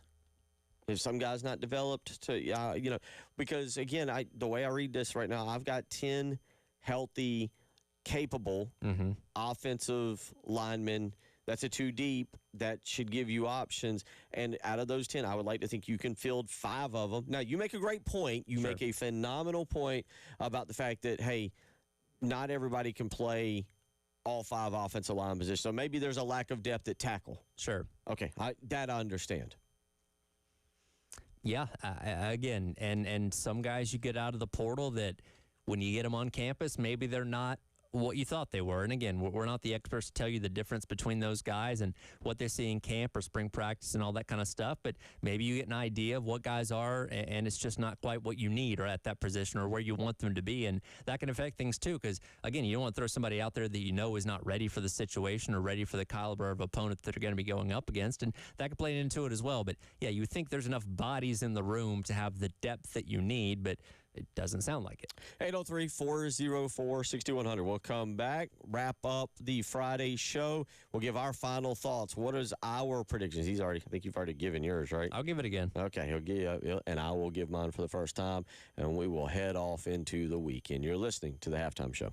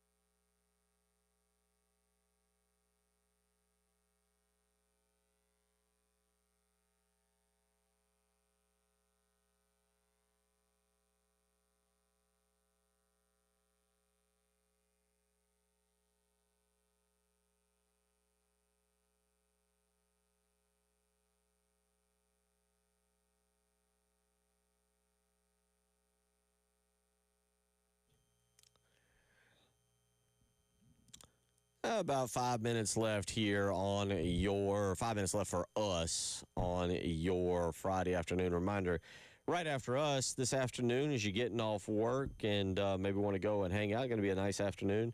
Swing by Savage Craft Ale Works today, 430 Center Street in West Columbia. I always encourage you to take a rotten tomato because you can throw it at Jay Phillips and feel better about yourself. Now, Jay might disagree with you. Well, you said this the other day, and I was like, do they have Rotten Tomatoes there? I've been to Savage Craft. I feel like I've never seen them, but Bring your own. Well, they have, and I don't know where they're set up. I don't know if they're outside in the patio area or not. But yeah, I guess you wouldn't have any trouble bringing it into the outside area if that's where they're set up at. Yeah, just go by Heckle J. Heckle J. Just that's a fun thing to do. Just go by and just stand there with your thumb down in front of him. Pretend like see how long it takes to bother him. Yeah, pretend like he's one of the golfers up at Bethpage and you're one of the American crowd members and you're going to yell at him. So that's always for the fun of it. Sure. I encourage. Don't physically assault him. I know throwing a tomato is a little there, but I think Jay's a black belt or something, so you don't want to do that. Yeah, go see those guys. Go see Jay and Terry. They're over there. It'll be there from 3 to 6 today. It's going to be a lot of fun getting you ready. It's a great way to start the weekend. Savage Craft Ale Works, 430 Center Street in West Columbia. And you go hang out. They're going to get you through the afternoon. I know he's got, is it on Fridays he does his Wild Card Showdown? Yes, I believe I haven't worked on that show in a while, but I believe they still do that. Yeah, well, go hang out with them. That's coming up here right after us. And they'll be there. Again, 3 to 6. Great way to go over there and start your weekend. Savage Craft Ale Works, 430 Center Street in West Columbia. And a reminder, tomorrow it'll be Tyler and Terry. It is me and Terry this time. We've switched it up the first couple of weeks of the season. All right. Pregame live from Jay's Corner, 10:15 Rosewood Drive, starting at 2:30 tomorrow as we get you ready for South Carolina and Kentucky in that. Real quick, Ryder Cup update. The afternoon 4-ball matches are underway. They are on about 6, 7, and 8 in terms of the holes. Europe up 3-1 after the morning session. John Rahm and Sepp Straka 2 up on Scotty Scheffler and J.J. Spahn. That'd be 2 losses today for Scotty Scheffler. Ben Griffin and DeChambeau and Bryson DeChambeau are up 1 up on Tommy Fleetwood and Justin Rose. Cameron Young and Justin Thomas are 2 up on Ludwig Oberg and Hogard, whichever one. I think it's Nikolai. I can't remember. Rory McIlroy and Shane Lowry are 1 up on Sam Burns and Patrick Cantlay this afternoon. So 2-2 right now on the afternoon session of the Ryder Cup. All right. Tomorrow night, 7:45, SEC Network. I love this game. I'm in. I'm sorry if it offends people. I'm in on the rivalry. I'm in on South Carolina, Kentucky. I'm very happy that Kentucky is a permanent opponent, at least for the next 4 years. I think the trip to Kentucky, by the way, just a reminder, Kentucky comes back here next year. The way they redid the schedule, Kentucky's making back-to-back trips. So Kentucky will be back at Williams-Brice Stadium next year for the game. But I think it's a fun road trip for Gamecock fans. I think it's actually a really nice stadium. That they're, by and large, their fans are actually really nice too. So it's a good little rivalry, I think. Yep. So what happens tomorrow night? Oh, well, again, hopefully running the ball is effective, tackling is effective, and you can slow down Kentucky's run game enough to where you're forcing the young quarterback and Cutter Boley to have to beat you. And this is something else we hadn't really talked about a lot. Because of the way they run the ball, they have very slow-paced offense. They snap the ball about every 27.5 seconds. So much like the games against Vanderbilt and Missouri, possessions matter. Because when you give the ball back to Kentucky, you don't know how long it's going to be until you see the ball again. So you go 3 and out, it could be 7-8 minutes of game time before you see it again. And, by that time, half the quarter's gone. So you got to make the most of your possessions, extend drives, don't go 3 and out, win on first and second out. All the same kind of keys we've been talking about the past couple of weeks, I feel like. Okay. All right. So I don't know what's going to run out at 2001 tomorrow night. I don't know where this team is, where South Carolina's at mentally. Are they drained? Have they taken 2 gut punches and they're basically out of it? Are they fired up and with their backs against the wall? Shane Beamer's teams have typically, when their back is against the wall, come out and performed exceptionally well the last 4 years, and that's kind of what I expect. With that being said, I don't think the offense is fixable. I think you can can duct tape it. And I think tomorrow night South Carolina will throw the ball effectively, and I think that'll be the difference. Lenore Sellers will make some plays. I expect Kentucky to move the ball running it. Yeah. Between the 20s. Yeah. I expect Kentucky to move the football tomorrow night, running it between the 20s. I expect South Carolina's defense to stiffen up in the red zone and force Cutter Boley into a mistake or two. And I think South Carolina will likely have very nice helmets. Okay. I'm going to go Gamecocks in this thing. I went very close game. This is going to be a dogfight, in my opinion. 24-20 is what I'm going tomorrow night. I think it comes down to the final possession, really, whether it's South Carolina having to get a stop or whatever. But I'm going to go. Kentucky covers the spread, 5.5. South Carolina wins 24-20. Get in there early, be loud. It's going to be a 4-quarter, 60-minute game. I'm right there with you. I got 24-17 Carolina, grind it out type of game as it always is with Kentucky. And my goodness, hopefully some of these issues can look somewhat resolved. We'll see. All right, for Captain David Dare, for Tyler Head, I'm Bill Gunner. It's been a fun week. We'll do it again on Monday. Y'all have a great day.